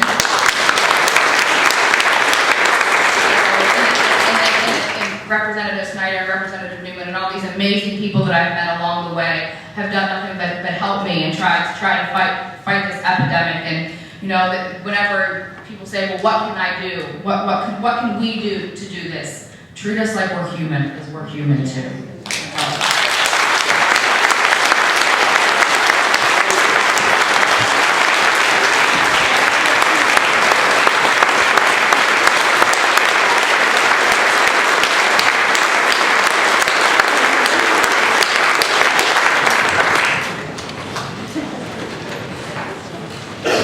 Our next guest is going to address us. Her name is Rachel Nicole Kent. Rachel?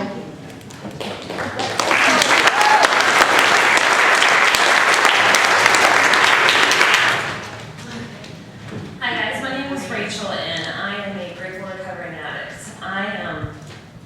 I love hearing your story, and I'm pregnant, so I might cry because my hormones are all over the place. But I came from a great family. It doesn't matter what side of the road that you come on. There's no addiction in my family. I am the only addict, and oh God, I just want to cry already. You don't even at the sad part. I had a great childhood. Both of my parents worked. I had anything that I ever asked for. I was spoiled growing up. I played sports all throughout high school. I had a full scholarship to William Jesuit University for softball, but I ended up turning that down. But I still went to college. I went to, got my associates in surgical technology, and I worked in the operating room as a surgical assistant for about 3 years. I lived down at UP in Southside at the age of 19. I already had my degree. After I graduated Beth Center from Washington County, I graduated Beth Center in 2006, and I started college a month later, because I figured why start school like in August. I wanted to start now. I was like, I'm not going to do anything in my summer anyway, except for underage drink probably, and just hang out with my friends. And so I started school automatically. I lived in Monroeville with my aunt. I graduated valedictorian in my college class, and I started working. I had my own apartment, living on my own. Life was great down in the South Side, even though I couldn't drink. But I did have a fake ID, but I was too scared to use it because I didn't want to get in trouble with law enforcement. So I never used it. I would always go home on the weekends. And when I started to go home on the weekends, I hung out with my friends from high school who I haven't seen in forever, because I just jumped straight into college, and they were doing heroin. So I figured, oh, why not try it? Like, I tried weed in high school. There was nothing, like, I hated it anyway. It just made me feel horrible. And I absolutely fell in love. So it's like, it's only addicts, I guess, are going to get this. I'm living in Southside, but I was driving all the way back to Washington to get high whenever the heroin was cheaper all the way in Pittsburgh. And everyone always laughs at me about that whenever I say that at a meeting. And I found out the hospital I was working at was shutting down. Mind you, I did not get high whenever I went to work. I was with people's lives. I couldn't do that. I would not do that. And my addiction was not bad at this point. I was just snorting heroin. And they closed down to merge with Mercy, and I didn't want to do trauma, so I applied at Washington Hospital, and I got in there. Oh, thanks. And I was so excited because I got to come back closer to my friends, and I was readily available to get heroin closer to my friends. So I had to make sure I stayed clean so I could pass the drug test for Washington Hospital, and I did. And that's whenever my addiction got worse. I was calling off a lot because now I started to get sick. And I thought I was getting a cold, I thought I was getting a flu. I'm like, what is this? This is happening like every day. And my friend's like, you're just getting go sick. And I'm like, are you serious? And I ended up getting fired from Washington Hospital because I missed too many days. I was even warned. They said, if you call off one more day, we're going to fire you. And I'm just like, oh, it's not going to happen, it's not going to happen. And one morning I woke up sick, and I just didn't even go in. I did not even care anymore. And I was always stealing off my family. I would lie and say, oh, hours at work, we didn't have that many surgeries that day, so they told me to go home. And I would lie to my family, and they would enable me, and I would say, I need money for my bills. And I didn't care about paying my bills. They gave me the money, and I went and got high. I lied to them all the time. One of my stepfathers, he's an attorney, and he doesn't like to go to the bank very often, so he'll get $4,000 in cash and put it in his drawer. Well, I knew about it. So every day, I would sneak into their house whenever they weren't there, and I'd take $100 every single day. And then they finally realized that money was starting to get missing, and I was asking for money for my bills, and my mom calls me and said, Rachel, what's going on? And I could not tell her I had a heroin addiction problem. I felt so bad. I said, I have a gambling problem, so I lied to her. And she said, you need to get help for this. And I said, no, I can just quit. I don't need to go to the casino, I'm good. And then I started stealing money again. And it just, from downhill, I had to say to my mom, listen, I called her one day and I said, I have something to tell you. And she said, what? I said, I have a heroin problem. I can't keep doing this anymore.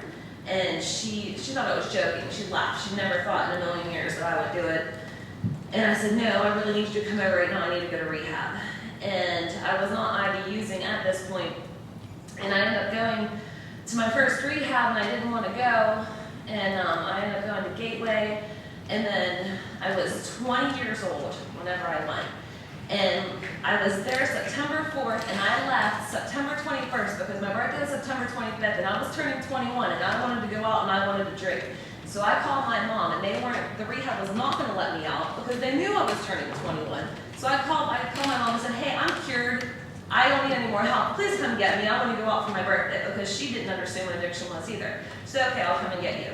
So she comes and gets me, and then I go out drinking for my birthday, and I relapse again. Like not even 3 days later. And then all my friends are calling me, where are you at? Where are you at? What happened? And I was like, oh, I went to rehab. Oh, well, don't worry about rehab. They're like, come get high with me. And I'm like, okay, sure. So sometimes when people are using it, they just don't want to see you do good, so they just want you to come down with you, which was my case at that time. And, but that was like just the start of the progression. I would relapse and relapse. I was homeless at one point. My mom packed up all the stuff from my apartment and said, listen, I was stealing off everyone in my family for the point that they had to get cameras at all of their houses, change their locks, change locks on their windows. They had to deadbolt their door because if I had a card, I could open your door up in a heartbeat and get raided. They had to change everything because I would break into their house. I put my grandmother in the hospital over, I broke into her house and stole her TVs, and I stole all of her gold. And I had her put on Xanax, and I was like, oh great, I put my grandmother in the hospital, got her on anxiety medication. No, I can steal that anxiety medication and get high off of that too. Like, I was raised so much better than this, and everyone looked at me as a piece of scum. They're like, I can't believe she's doing this, don't trust her. And the one thing that hit home for me is my family had to start showing me tough love and not enable me anymore. My mom went to Norman meetings, and she found out the signs of like, if your eyes are pinned, if I'm nodding off, just like the signs of whatever I'm using. Don't give me money. Like if I needed gas for my car, she would take me to get gas. She wouldn't give me money to get gas. Because she started off, well, bring me back the receipt. I never brought the receipt back. She would have to take me herself. And I've been forced, it's basically a recurring cycle. I've been forced, I've probably been in about 10 rehabs. Kicked out of 2 halfway houses. I've completed 2 halfway houses. I've been in 3-quarter houses, and I'm just going to jump ahead to whenever I got legal problems. I broke into my mom's house again, and I stole two gold bracelets off of her. This was in 2011 or 12. They pressed charges on me. I never thought in a million years I would get charges pressed against me, and I went to Washington County Jail. Judge Brzezinski, who was on at that time, my stepfather got me onto drug court, and I completed drug court with no violations. I wanted to stay clean at this point, because my rock bottom was seeing everybody in my family cry. They like said, you're not my daughter. I don't even know who you are anymore. But they didn't want to leave my side because I was still their flesh and blood, and they felt so bad. And I completed drug court, but I made one big mistake whenever I was on drug court. I met a guy on drug court, and you shouldn't date in early recovery because we were together for 3 years, and I relapsed. He relapsed first, which made me, well, I relapsed on my own. He never forced me, but it was readily available to me. It was we lived together, it was in my apartment, and it happened. And everyone on drug court said, it's gonna happen, Rachel, it's gonna happen, Rachel. I said, no, it's not, no, it's not. I had 3 years clean and I relapsed. Anyone is subject to a relapse, no matter if you have 40 years to 1 day, anyone is subject to a relapse. And so we were homeless, we lost our apartment. We lived out of our car in the middle of winter in -5-degree weather. We stole from stores every single day. Like, I can say it now because I don't even care. I went to Dick's in Washington, Dick's Sporting Goods. I would take all the expensive Under Armour clothes and I would go return it to the Under Armour store up at the outlet. And I would say, oh, I got it as a gift. It was an online gift, as a gift. I need to return it so I can get a gift card. Obviously, I don't look like a heroin addict. At least I don't think I do. And I always made sure I did myself up, like, so I didn't look grungy, so nobody would think of everything. And I would get gift cards. I would do Target. I would do Walmart. I did every store that I possibly could. And I traveled far. Like, I would travel down, like, an hour, like, south, even past Morgantown, to towns I don't even know, out to Ohio, because I went to so many stores. They would start to remember me, and then you get red flag because you return there so many times. But this was a 24/7 job that I had to do, and thank God I didn't get caught doing it. But if I got caught with everything that I did in my addiction, I wouldn't be standing here right now. I would be doing life up in prison. Then, like, that was just, I would wake up, and then I would hurry up. I would get money. I would steal from one store just to get enough money on a gift card and take it to the pawn shops, which I hate pawn shops because they completely supported my addiction. Because they knew, like, how am I getting these gift cards, 10 of them every single day, to take to you? And I'm like, oh yeah, I just got another gift. Here's a gift card. Like, can I have the cash for it? Yeah, sure. Like, they don't care. And I was so sick and tired. And no matter how many people wanted me to get clean, I needed to want it for myself. And for the longest time, I didn't want it for myself. I overdosed once, and I was pronounced dead for about 15 minutes, and miraculously, I came back to life. This was back in like 2009. I have been living homeless in my car.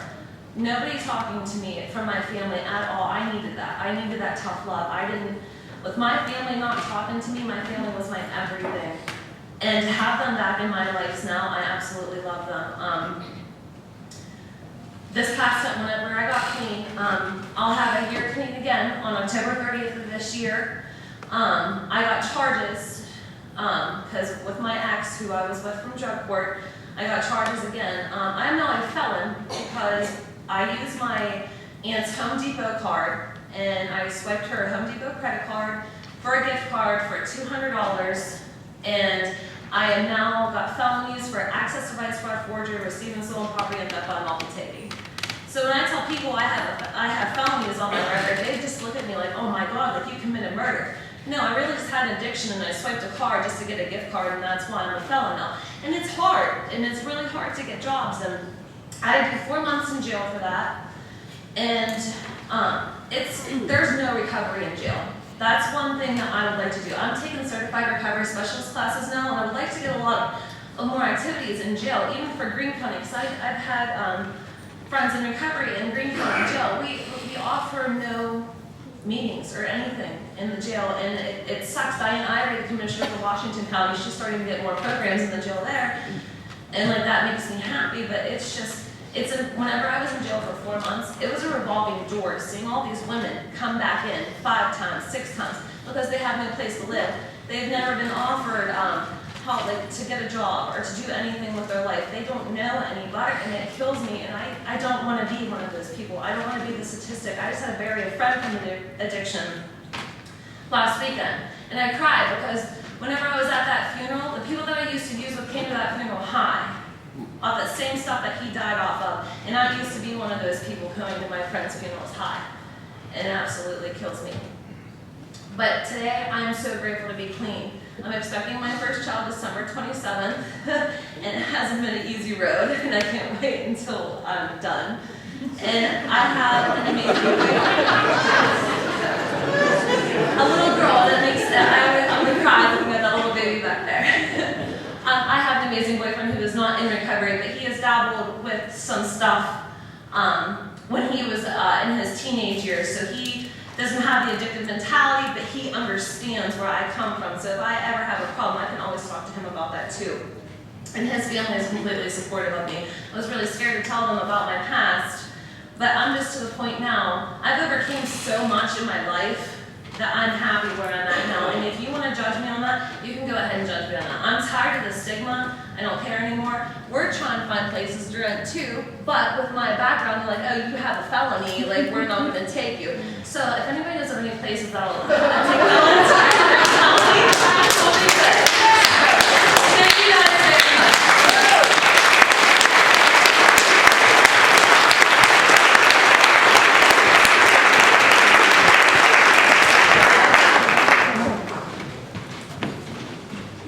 Next speaker is Kira Sisk. She's the Director for Drug and Alcohol Program, Greene County Human Services.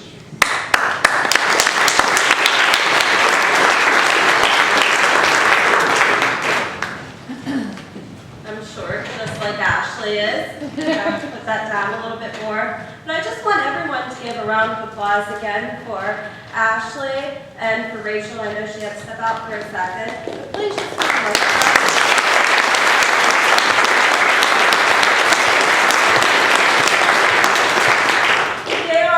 that people do recover. We need to end the stigma. There is recovery around and there is good recovery around. It wasn't long ago that I assumed the position of Director of Greene County Drug and Alcohol Program. In fact, it was just July this year. At that time, I don't think that I fully recognized the severity of the issue here in Greene County. I am quickly learning. It is much like Fayette and Washington and Westmoreland. The epidemic of heroin is real. I'd like to explain to you all what we are over at Greene County Drug and Alcohol Program and what we do. It is our mission to provide and assure accessible, affordable, and cost-effective services to you residents here at Greene County. What we do is we provide assessment and case management. We provide intervention, and we provide education to our community. One of the biggest goals that we have is providing level of care assessments to those in need to determine what type of care that they need. Is it rehab, detox, a halfway house? Is it intensive outpatient or outpatient? People need treatment in order to recover. And people can recover and do recover if given the tools necessary. One thing we all need to recognize, though, is addiction is a chronic disease, and we cannot treat it acutely, meaning we can't expect somebody to recover in 21 days of treatment. There's no race to the finish line with addiction, and this is not a time competition.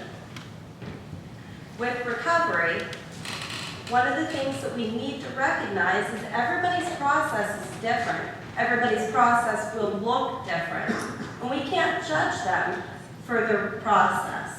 Recovery is a lifelong process that someone who has an addiction has to face daily. We need to end stigma, and I keep reiterating this. One thing you don't know about me is one of my closest friends. She is in recovery. Heroin addiction. She was an IV drug user. If she were sitting in this room next to you today, you would never know her. College educated, but she has a disease. One of the biggest obstacles right now that our program is facing is lack of beds for detox and rehab. We provide people with good quality assessments, and if we determine that they are in need of rehab or detox, sometimes we're waiting upwards of 2 to 3 weeks for a bed to become available.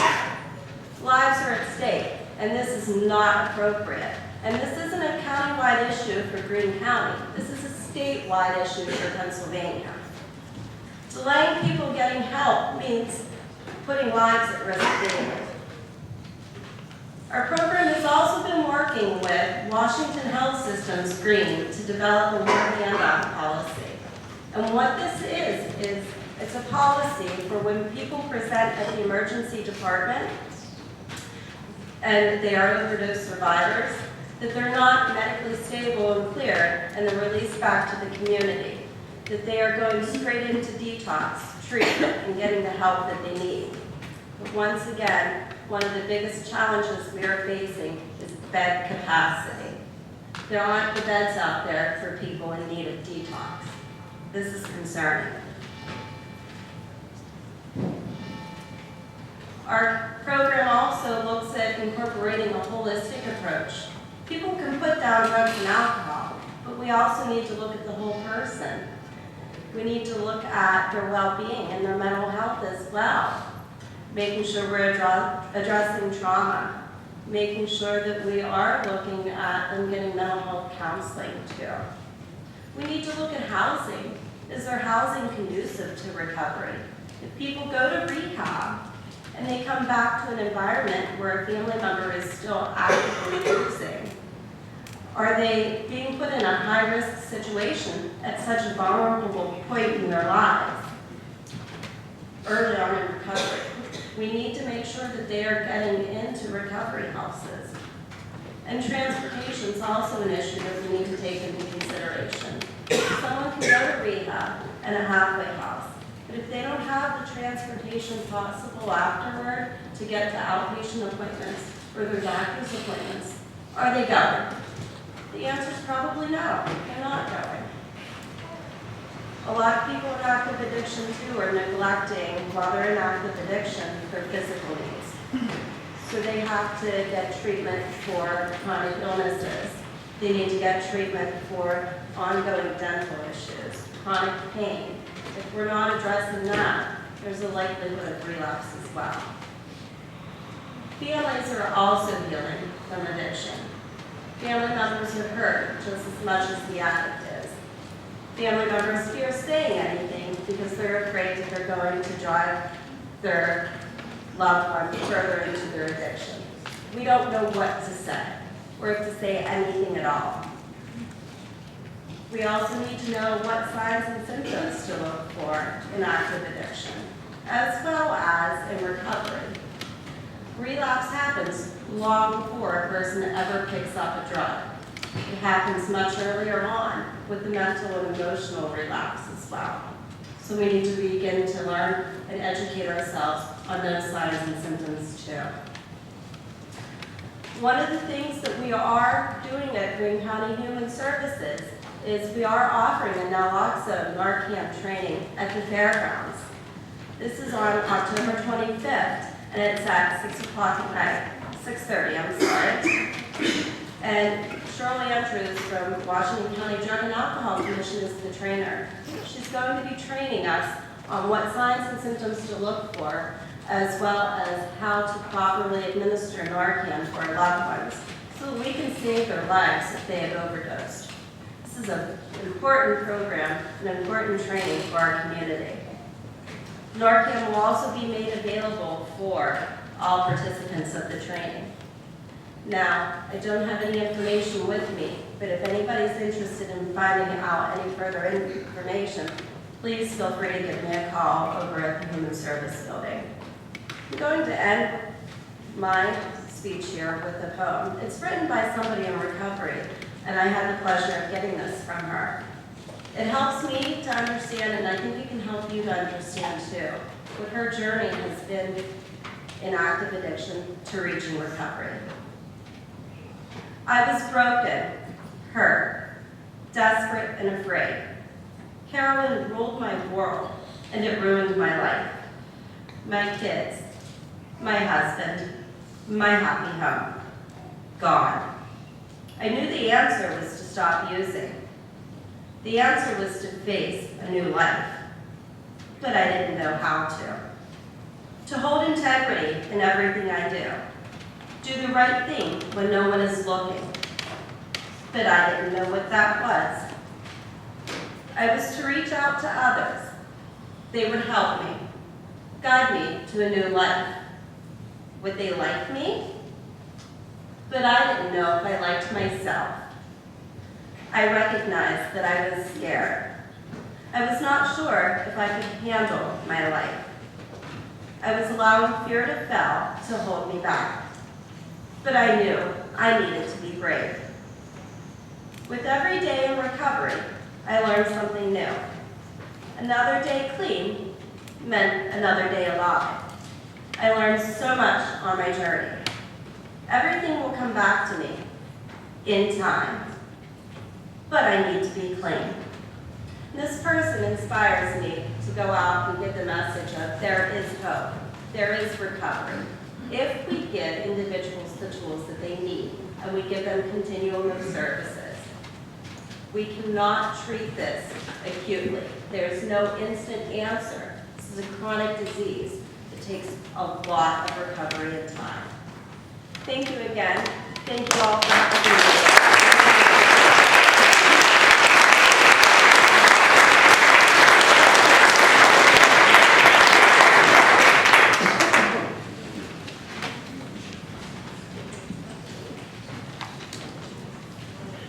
Our next speaker is the business manager of Southeastern Green School District, and he is going to be addressing what parents and schools can do to help children with mental health care and services.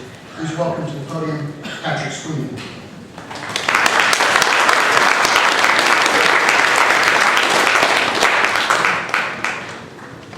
Good evening, everyone.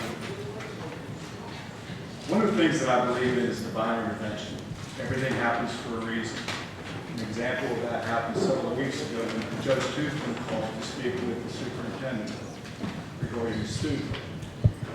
I happened to be in the office. The secretary came over to me and said, Judge Toothman has a concern that he'd like to speak with somebody with, so I took the call. That's what brought me here tonight. So I'd like to thank you, Judge Toothman, and thank all of you for the opportunity to speak. Not only as an administrator, but also as a taxpayer and a parent of 2 children with autism within the Southeastern Green School District. My intent tonight is to offer you suggestions how districts, parents, and caregivers can enhance the education of these exceptional students. My second example of divine intervention was being hired as a business manager at Southeastern Green nearly 15 years ago, shortly after my daughter was diagnosed with autism. Everything happens for a reason. I believe that that's why I have this job. One of the first things that I did whenever I started the district, I was looking at and examining the costs of the district. I found enormous costs associated with students being educated in other facilities.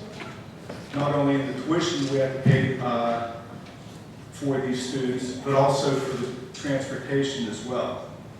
At that time, I raised concerns with the administration, and the administration's response was, we can't educate those children here. If they have that diagnosis, or if they have certain diagnoses, we don't treat them, we don't educate them here. Out of sight, out of mind. We had a change in administration, and we began to offer education to exceptional students within our school building. But this was done through the intermediate. These weren't our teachers, this was with the intermediate unit. We went through and developed programs with them. And one of the things we found out that the costs were still high, and the district had really no control over the staff of the programs and what was going on. After that, there was another change in administration. And we took over all the classrooms, and now we have autistic support, emotional support, and life skills classes throughout the district. There are very few kids now that come within our district that we cannot service within our buildings. The interesting thing about this, did it take time and effort? Yes, it did. Was it a process in which to go through? Yes, it did. But one of the things that we found out was twofold. We found out that we could do this at a much reduced cost. The other thing we found out that we had complete control. Lastly, we found out the students benefited from this. So basically, it was a win-win-win situation. Now, through the services that we offer, and this is Southeastern Green School District. This is one of the smallest school districts within the state. We have 650 kids, K to 12. We have graduating classes of 30 or 40. We have limited resources. But guess what? We can now accept students from other districts that come into our building, and we provide them with services. This is also a revenue producing project for us as well. We're such a small school district. We were able to do it. Every school district in the Commonwealth can do this. Now as a parent, and I can actually prove that I am a parent by my choice of paper. This is all I have. I just, you know, as I was preparing for this, I'm looking around for a piece of paper, letting pull these out of the garbage, and I'm like, well, one good thing is to prove that I am a parent. So. Again, one of the biggest things that you can do as a parent with the children, or with a child with an exceptionality, get to know and get to respect your children's teachers and caregivers. No parent ever chooses to have an exceptional child. But the people that teach and the people that provide care to your children made the choice to do that. Respect them for that choice. Learn as much as you can. Look at every opportunity in order to educate yourself. Educate yourself so you're able to communicate not only with the educators and your caregivers. Communicate appropriately and work with those who work with your children. There's been times in IEP meetings where I've had parents have 10 or 12 advocates that come. That's not really necessary. Every school district wants to work with every parent. Every school district wants to work with these children. We have limited resources, as everybody knows. Work with the districts. They will work with you. If you work with them, trust me, they will work with you. As a caregiver, realize that not only the exceptional child needs your assistance, but also those around them. Encourage parents to work with the children so that they too can provide services when you're not there. I remember whenever we had, with not only my daughter but my son, we received early intervention services within the house. And unfortunately, some of those people there, due to time constraints, were only there for about a half hour. But we made sure that we were there, so therefore, the things that were going on, the things that were provided to these children within that half hour, we continue to do for the rest until the following week to get that. So that's something that's very important as well. Train the other people, not only the child, but treat the child's caregivers as well. And in closing, I truly believe that the Southeastern Green provides exceptional education to an exceptional children. And I'm proud of all of those people that have made that possible. I'm proud to be a part of that. And in closing, I, along with Rose and Ryan, would like to thank Southeastern Green for a job well done. Thank you.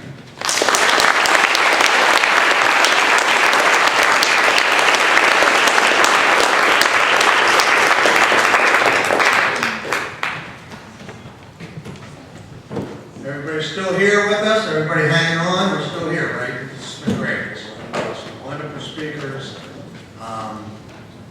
For me personally, I just heard so many inspirational things tonight, and I'm never going to forget that. So I really want to thank those of you for sharing your stories with us, because I just think it's wonderful. So our next speaker is Jonathan Johnson. He's a private therapist specializing in mental health and drug use, and we'll have him come up now.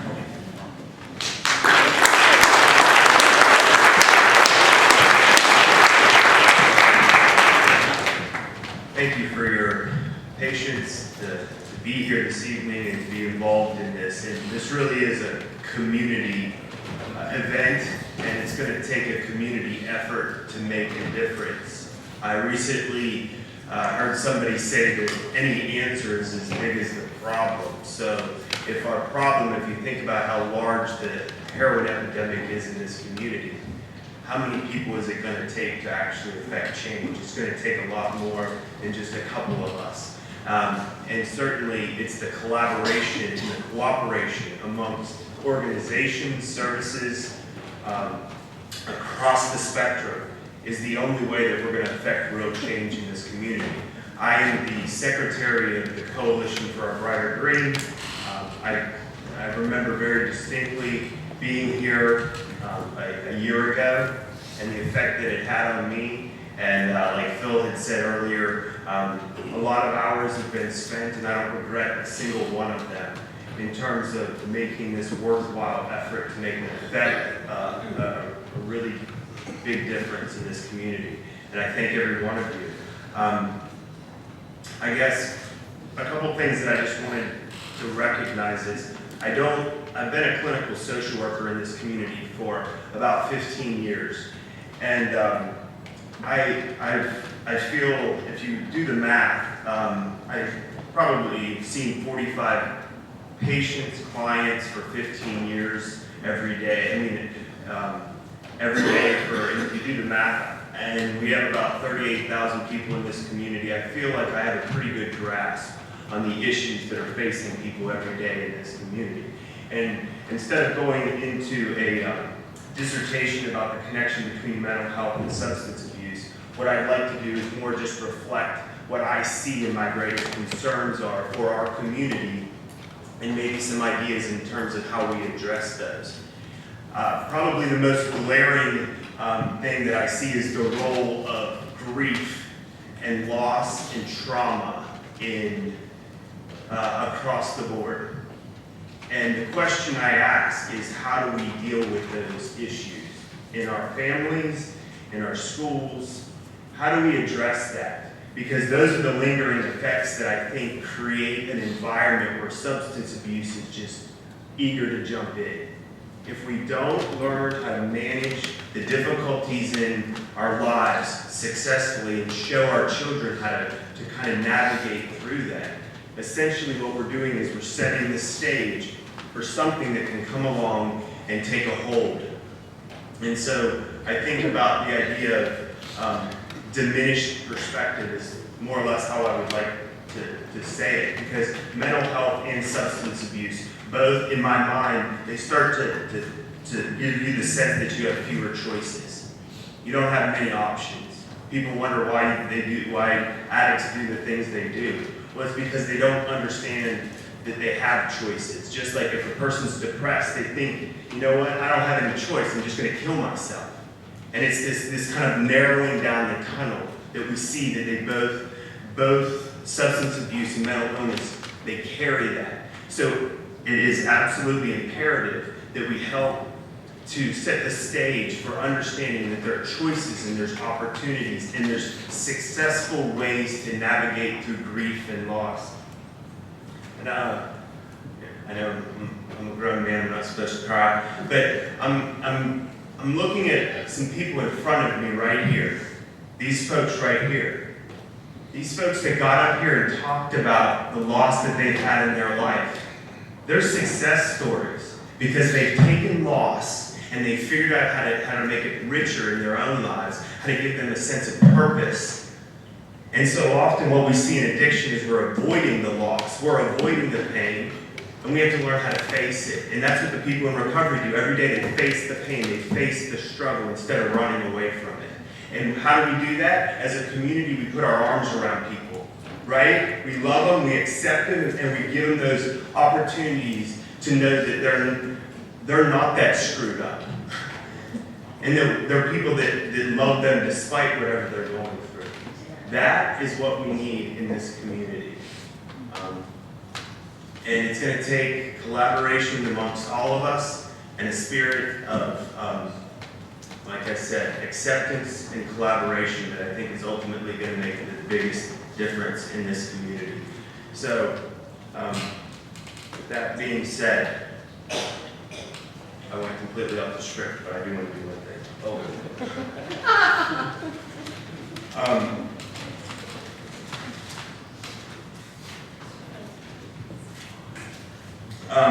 Ecclesiastes 3:4 says there is a time to weep, a time to laugh, a time to mourn, and a time to dance. This is true in all of our lives individually, but I feel that in this community, collectively, it is now a time to act. Thank you.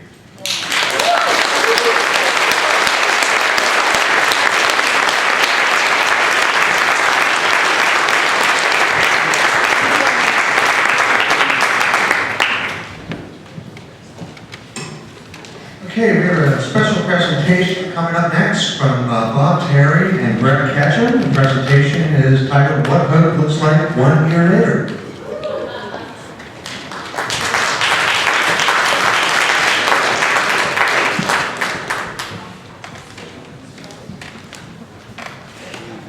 I'm Bob Terry, and I'm in long-term recovery. Can you turn the lights up, please? I'm afraid of the dark. Have you ever noticed, though, that fear of the dark goes away when someone stands next to you? Yeah. That's our world. When we're alone, we can't handle it. And the first thing, that's what two guys figured out many, many years ago. They wanted to get away from their substance abuse. And the one guy said to the other guy, he says, how about I stick with you and you stick with me? And from those two guys, Bill and Bob, we do a great, great program. A program that has spread to other substance abuses. Why I wanted the lights on before we made a video slides of everything that's been done in this community since our last town hall. I'm with the Community Recovery Committee from Steps Inside. We started out as people in recovery getting together. We meet every week on Monday, and we just stay at it. We've been at it for 3 years because we've seen the first ones who died. Those kids who were coming into our rooms didn't come back. I want to stand here right now, and I wanted to leave the lights on because I'm standing here because I lost my mother when I was 13 from substance abuse. I lost my father when he was 10 from substance abuse. And I'm standing. I would like anybody in this room right now who has lost somebody from substance abuse to stand with me. Anybody? Look around me. Look around. I want anybody in this room who's in recovery, stay standing. Those people, no, stay standing. People have lost weight. People in recovery stand. Anybody in here in recovery? Look around. We're not alone. Anybody in this room right now who's been affected by this disease, who have a family member, a neighbor, somebody that they know who's been into this disease. Look around. That's what we're on. You know, the truth shall set us free. And we can do this together. We'll sit down and watch the video. Thank you.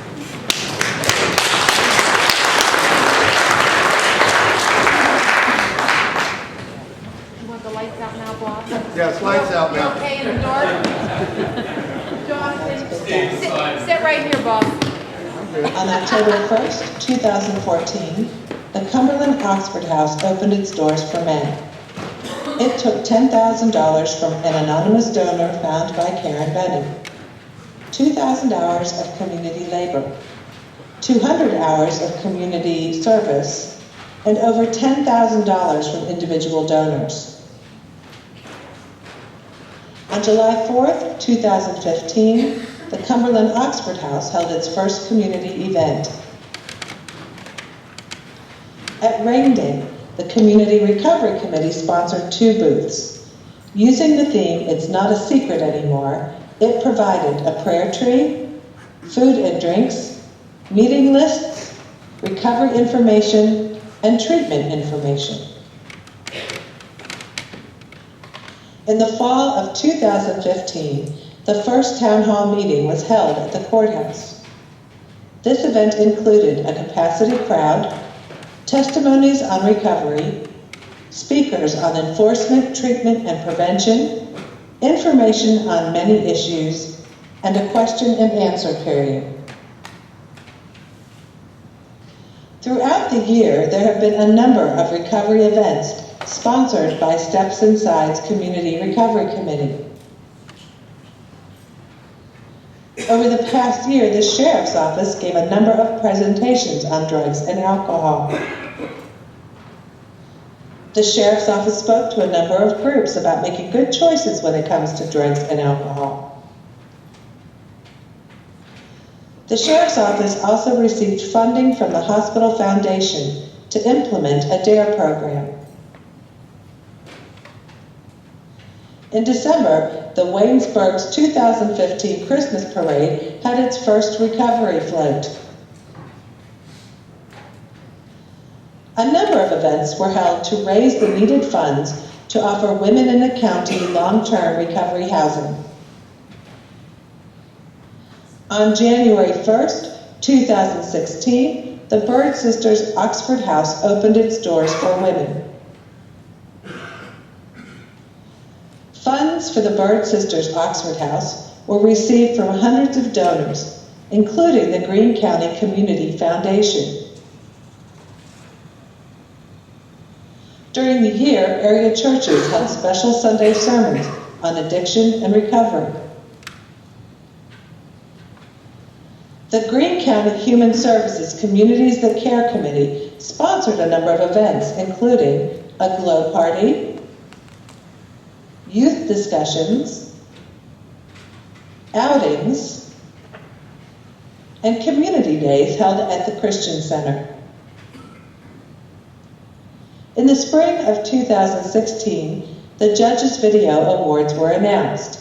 It involved all area high schools, cash awards from the Hospital Foundation, coordination by Human Services staff, pool passes awarded to all participants by the Greene County Commissioners, and award letters of participation from Representative Pam Snyder's office. The Care Center continues to provide information and support. Throughout the past year, the On Eagle's Wings support group of the First Baptist Church held monthly meetings for friends and family who have a loved one suffering from addiction. In the spring, the movie Appalachian Dawn was presented at area churches. The Appalachian Dawn movie was shown at 19 churches and civic organizations. Over 1,000 people viewed the movie. 18 volunteers from the Coalition for Brighter Green Committee attended the showings to discuss issues raised, including overdoses, addiction, and recovery in the community. Weekly prayer meetings were held in the spring to gain spiritual support for the upcoming March Against Drugs. On August 18, 2016, 1,400 people marched from the airport to the fairgrounds. At the Rain Day event, the Community Recovery Committee again had 2 booths. Again using the theme, "It's Not a Secret Anymore," they provided a prayer tree, food and drinks, meeting lists, recovery information, and treatment information. A number of Greene County offices sponsored a re-entry conference that provided training on the expungement of criminal records, job applications, employment, housing, and a promise of more to come. The Greene County Human Services held a drug summit with professionals in attendance to discuss what can be done about the drug epidemic. The Coalition for a Brighter Green gathered partners to acquire funding for the Botvin Life Skills program in schools. Funding was given to area schools for the Botvin Life Skills program. The Botvin Life Skills program will be used in all 5 Greene County school districts for grades 3 through 9, beginning in the 2016-2017 school year. It is scheduled to be taught to 2,745 students each year and could reduce drug abuse by 50% according to one piece of data. The Coalition for a Brighter Green formed a law enforcement subcommittee to begin working on establishing safe zones. This past Friday, the Steps Inside Community Recovery Committee showed the movie Anonymous People. And we have gathered here this evening to continue to discuss the issue.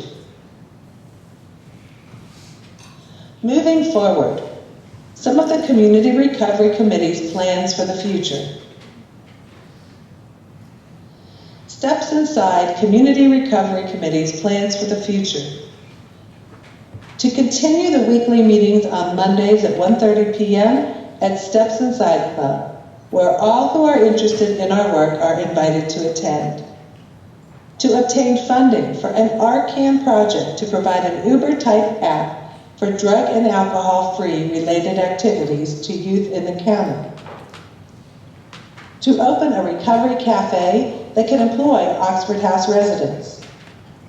To get a helpline to provide local 24/7 information to those in need. To further the development of Oxford houses in our community for those with a sincere desire to recover from alcohol and drug abuse. To advocate for a community forum on the pros and cons of Suboxone. To do whatever is needed and deemed appropriate at our weekly meetings. Thanks to all, it's working.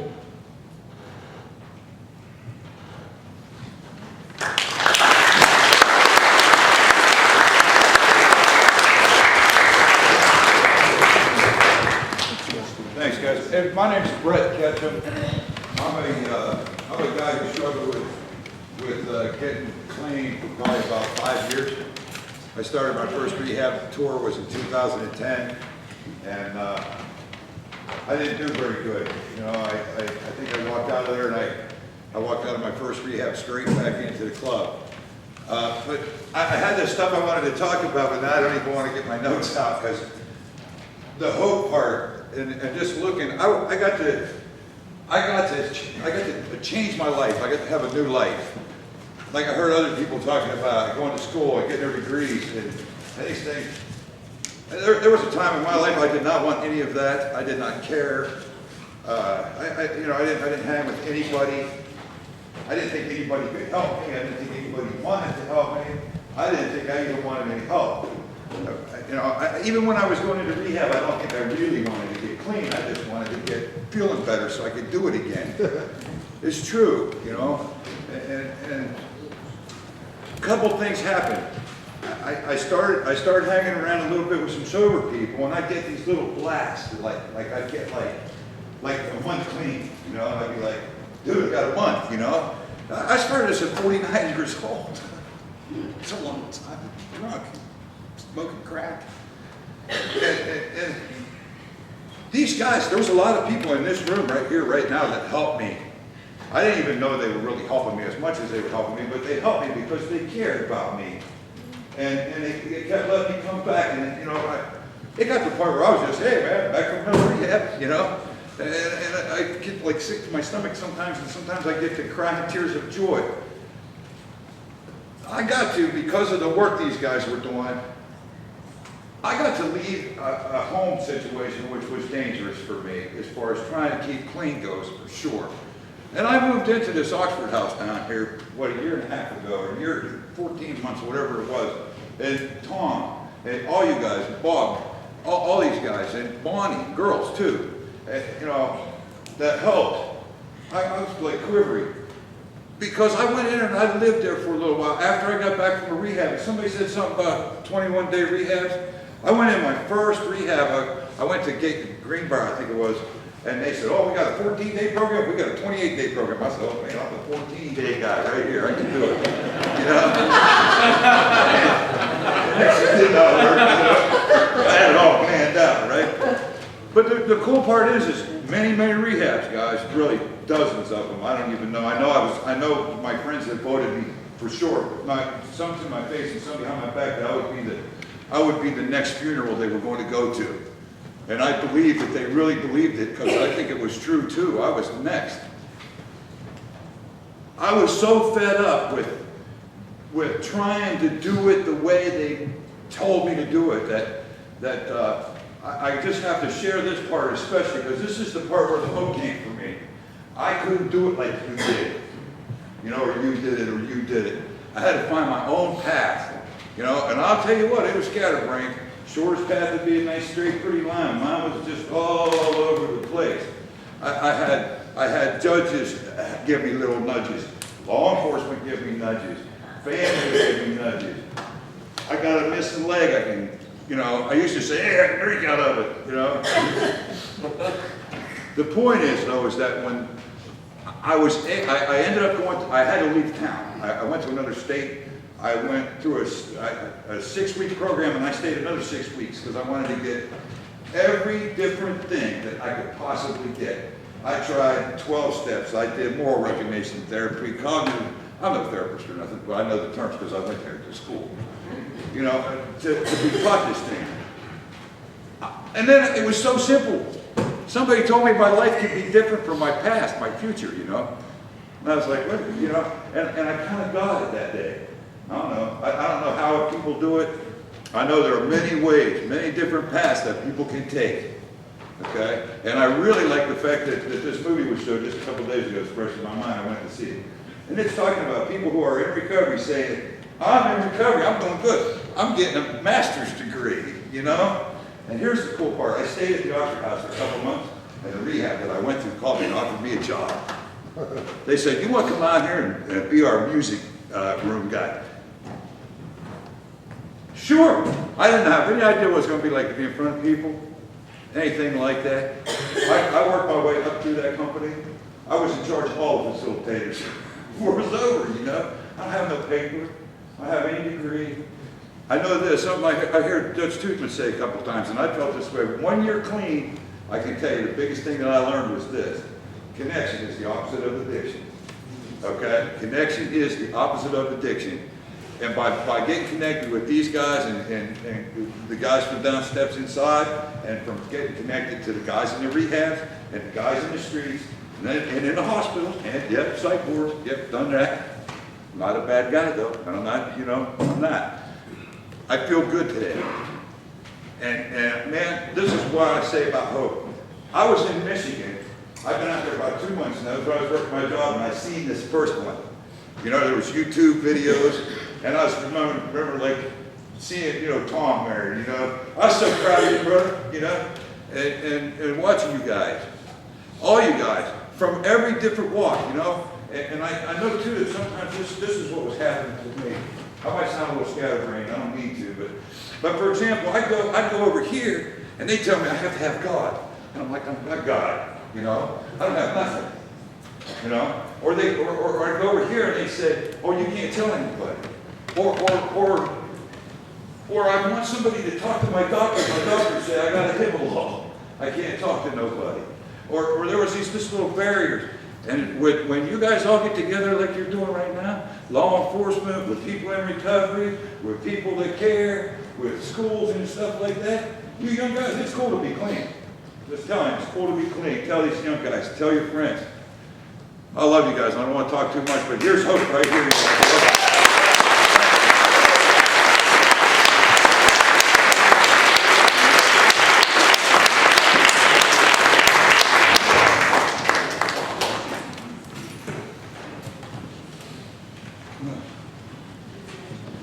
This next portion is going to be a challenge.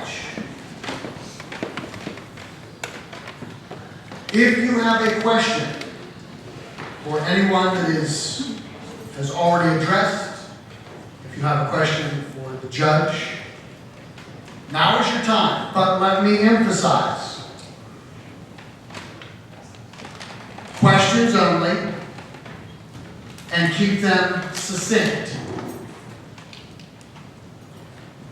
Does anyone have a question for one of our panelists or for the judge? I saw Judge Davis here. Share the office. Please stand. I have one question. One of the problems, and this is for anybody who knows and can help us with an answer that we're facing.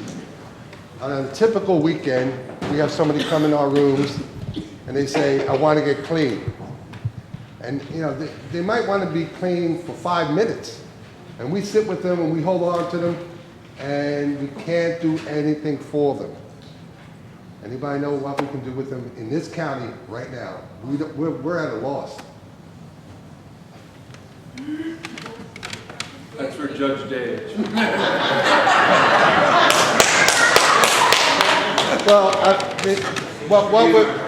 There's no detox in here. We take them to the emergency room. The only thing they can say, if they say, I think I'm going to kill myself, then they'll take them. But then they get on their records that they're suicidal. If they just want to get clean, they cannot get clean right now in our community. And we get a lot of people, that's a fleeting moment. Because the only thing they can do is go back to the stuff that's going to calm them down. Okay, who's the secretary of this here outfit? Because we need some notes being taken. That's a question that we need to be able to answer. We got Phil. Okay, any other questions for Judge Hayes? Sorry, it's privilege of seniority. I am a novice to the heroin epidemic, and that's why I'm here, to start learning more about it. From what I've been hearing from some people, not necessarily here, is that one can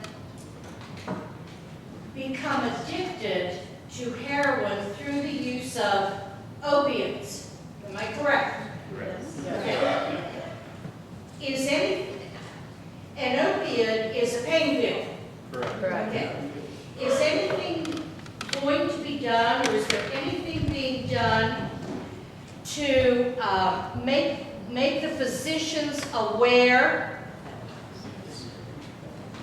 Representative Scott, in fact, I know for a fact that there's been a bill that's been introduced. Do you mind? No. Representative Snyder? I'm not done with my question then. Well, let her answer that first part. Because the question that you're asking is anything being done to address the physicians? And there is a bill that's being introduced. No, there was a law that's been passed. And the program just went into place at the end of August. And it is the prescription drug monitoring program. It is now up and running in Pennsylvania so that every doctor and every pharmacist can now see where that patient has been and when they have had that last.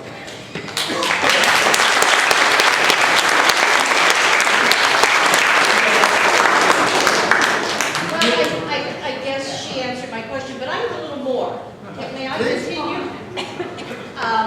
Could you tell me, I think you're allowed to tell us, what are the opioids?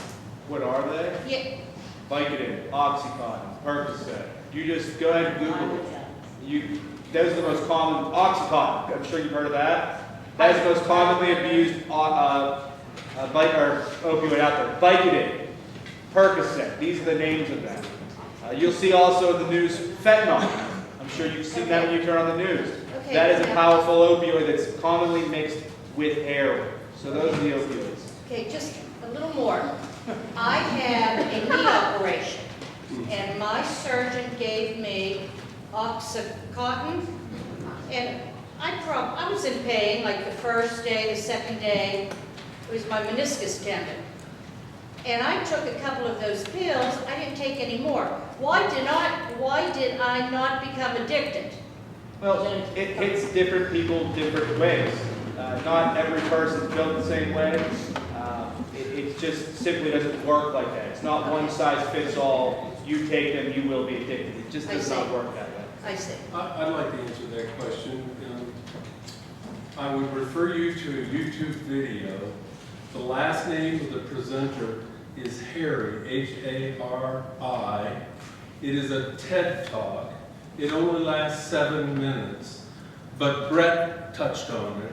It helps me to understand what I do from the bench with regard to understanding the problem and looking for a solution.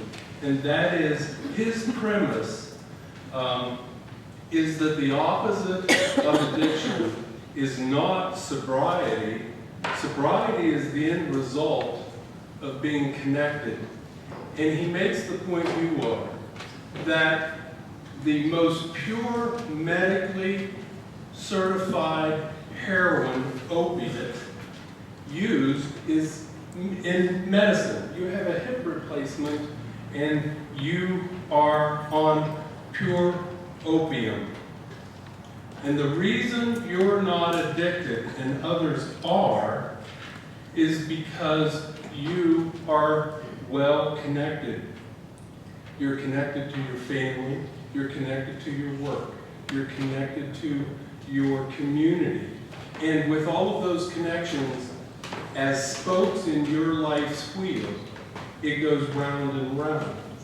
But for many people, when they lose one of those connections, whether it's pure opium medically or whether it's dirty heroin on the street, if you've lost 1, 2, 3, 4 of the connections, as has been described this evening, you know, you're going to become an addict because it replaces what are those natural spokes in our lives. When they lose those spokes, they become very weak.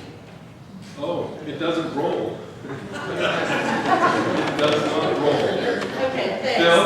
Thank you. Go ahead. I'd just like to add to that there is a sociological component that puts us at risk. That's why I was saying earlier that kids that feel good about their communities, strong communities, are a better place for people to be. They're at less risk for drug addiction. So there is definitely a connection, a social component. But there is also, and if you, again, you can Google and read, and there's definitely a physiological difference between human beings, and some human beings are more at risk. And that's important that we say that as well, because you can't go out of here and say, hey, just be well connected in your personal life, and keep your kids well connected, they're safe. One child is not necessarily as safe as another. One person can be exposed one time, and that's a devastating experience. And somebody else can be exposed and have a knee surgery, and then next year have a shoulder surgery, and they go, gee, I don't understand why people have problems with drugs. Well, people are physiologically different as well. It's important to know so we can protect ourselves and our children. You had initially stood up. Did you have a question? Yes, I did. We'll take 2 more after this one, and we're going to have to wrap things up because I want to go to bed. That's right. Well, it seems to me that one of the things that we've uncovered through all of this is that we need a treatment facility.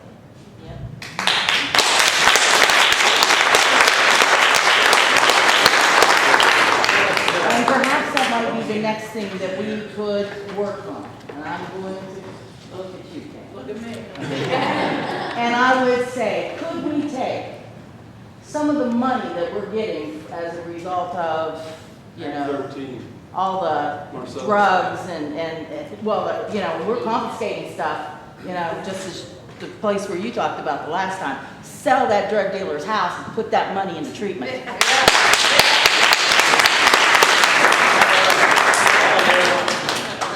We have to find ways to be able to do this. And perhaps we can get a little here, and a little here, and a little here, and be able to pull it together, okay? Because obviously, we have a serious problem, and if you do have somebody who needs detox, they need detox. Right. Not 6 weeks from now, they need it now. And so what we need to do is to maybe work on formatting a possibility of coming up with ways to be able to use some of that drug money, okay, and to use some grants, and perhaps pull some things together to be able to offer people what they need. Because the truth is, if my kid, okay, which fortunately he is not, he's good. But hey, anything can happen. So what you have to, if my kid needs it, I want it right now. I don't want it tomorrow, I want it right now.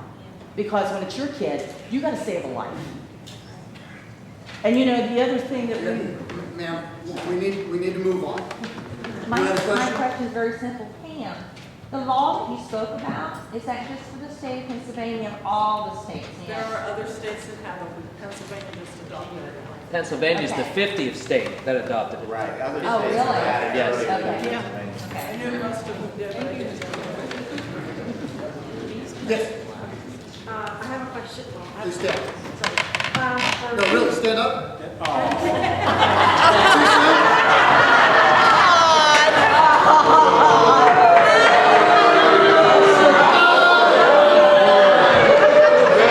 There's a window. I'm good. For some of you that don't know, I am a prison guard. So I am very passionate here. They are revolving doors every day. I know, I see it. More than y'all think. The bad thing is there's people dying inside as well as the outside. I know a lot of familiar faces here that knows me from there. What they don't know is I'm going to stand with you because I know we need to stop this. I've had people that I met, they're prisoners. They're like friends. Once you get to talk to them, they're not bad people. They come from great homes. A young lady just passed away last week from an overdose. And she was really close with me inside. They don't outside. We're not allowed. I'm telling all of you guys, it's not just someone you don't know. It's people you do know. I know because I lived here in Greene County all my life. And I've never been on drugs. I've never drank in my life and never smoked. But my family members have. And my friends have. So, Rachel, I want to stand with you. I want to tell you I'm going to be there with you. Let's put a name with that face you drew. Is that Ashley? Another. Brett, we need to wrap things I up. wanted to comment on her. Talk to her afterwards. This is supposedly an epidemic. We're all tired. I shot heroin in the parking lot 15 years ago, and you're gonna tell me that right now? No. Sir, I'm not trying to be disrespectful. We've lost half of our audience. So? The smallest groups are the ones who are most important. These are the people who stayed till the end to care. They waited for the miracle to happen. And that's important to me. Is anybody in a big hurry to run away? Is anybody up and running out the door? I want to know why it's just now that we're starting to get into this. Since last year. That's... No. I won't speak for anybody else. This isn't the first time this has happened. The Coalition for Brighter Green has been meeting year-round. Since when? Since the week after the meeting last year. Last year, that's not what I'm saying. Where were you guys 15 years ago? Where were you guys Oh, 10 years ago? 5 years ago? we can't change the past. I just The wanna genie's know- out of the bottle. I want to know where this is going to go. I want to know where this is going to. And that's what tonight is about. I've heard everybody from other counties talk, and I haven't heard very many people from Greene speak up. The only person you haven't, he's the only gentleman that's not from Greene County, except for the gentleman here from the general, or excuse me, the Attorney General. Everyone else is Greene County. How many here from Greene County?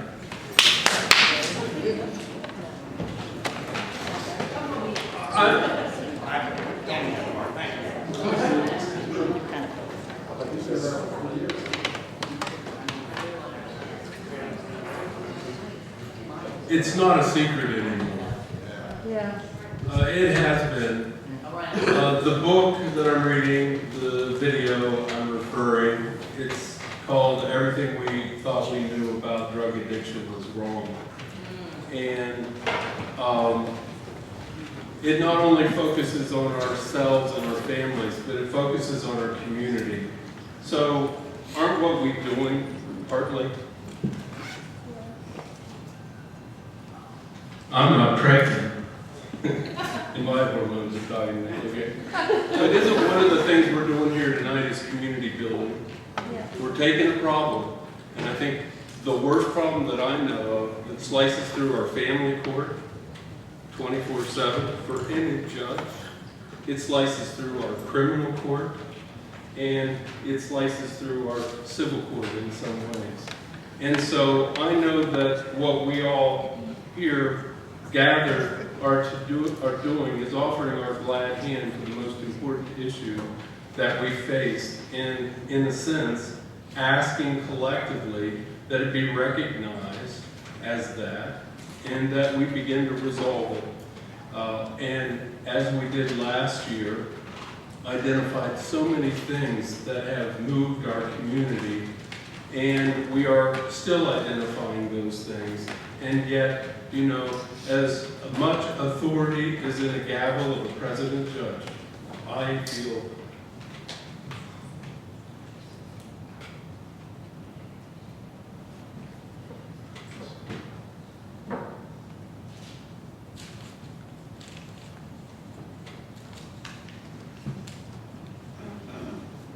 so inadequate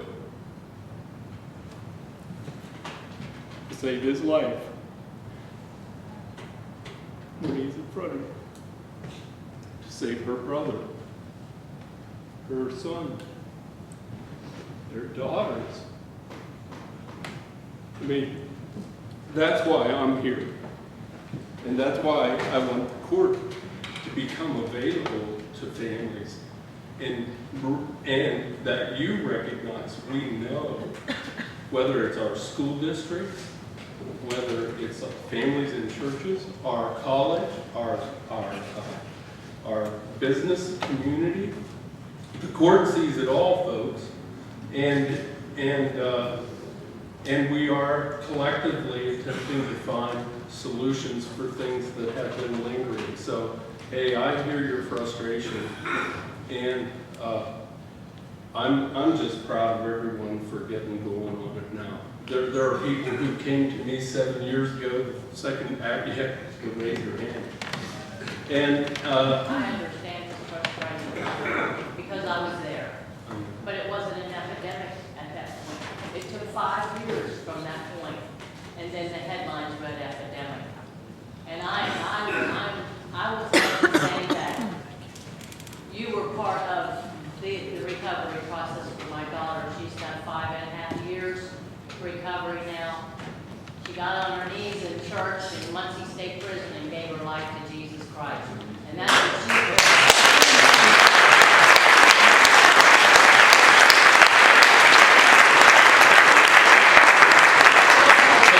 But let me try to finish and wrap up as a courtesy to everybody, but also in feeling also the heat as a judge. I think it's important for courts and legislators to begin to recognize that we don't have all of our laws right.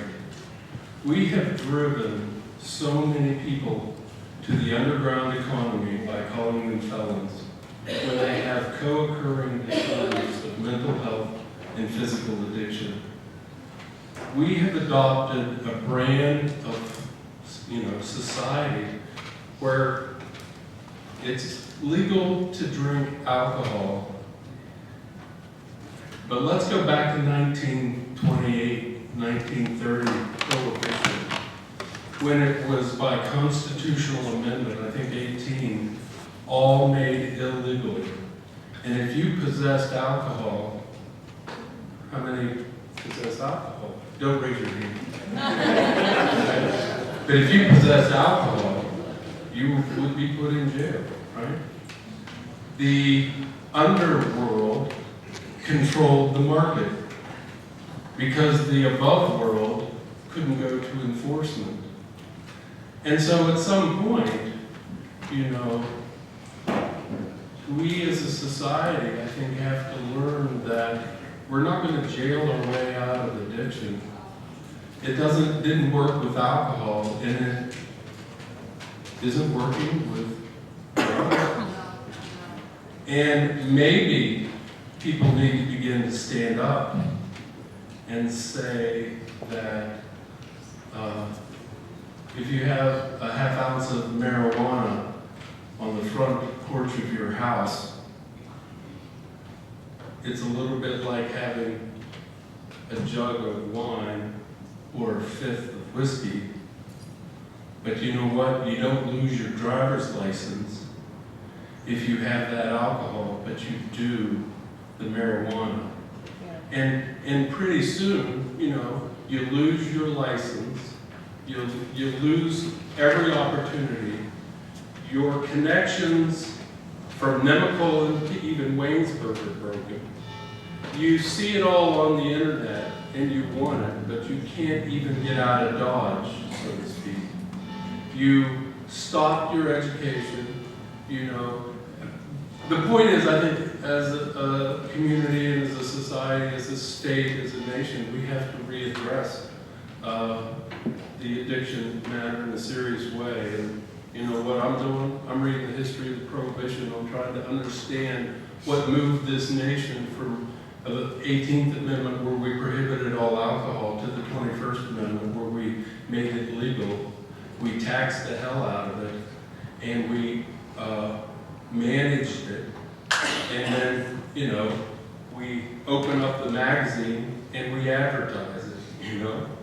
And I'm not advocating it. I'm simply throwing out there as one of the other things I think that I, in fact, often hear from even law enforcement. They have to make decisions at the rubber meets the road level, where they're either going to arrest somebody and give them a criminal background, or save them from that and get them into rehab. And those moments are the precious moments that divide people and divide families. And yet, let me close then by asking everyone to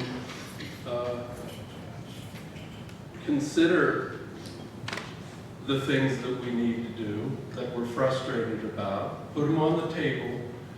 Chris Gardner is available daily, and Phil, I'm going to give you the last word because you had it last year, so be prepared. But my last words are that we as a community want the same thing as we want as families, and that is that we are doing everything every day so that we have no regrets. Because regrets that we do the wrong thing or regrets that we don't do something both build on us as individuals and as a community.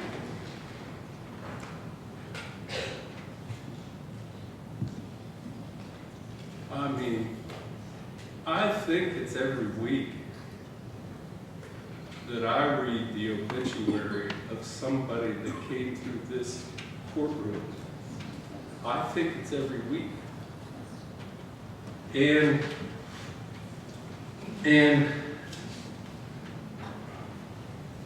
you know, what can we do not to regret that for each of us?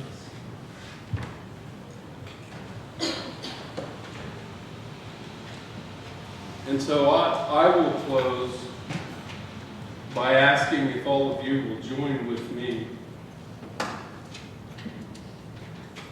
in tapping the same three gavels we started. And that is one for the past.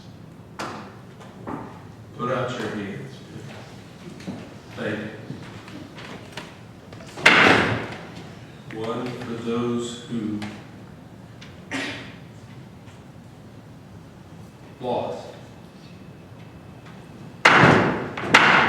2, for those who are struggling presently. 3, for the things we need to do to prevent another life from passing into addiction and despair. And I do thank you all on behalf of all of these people.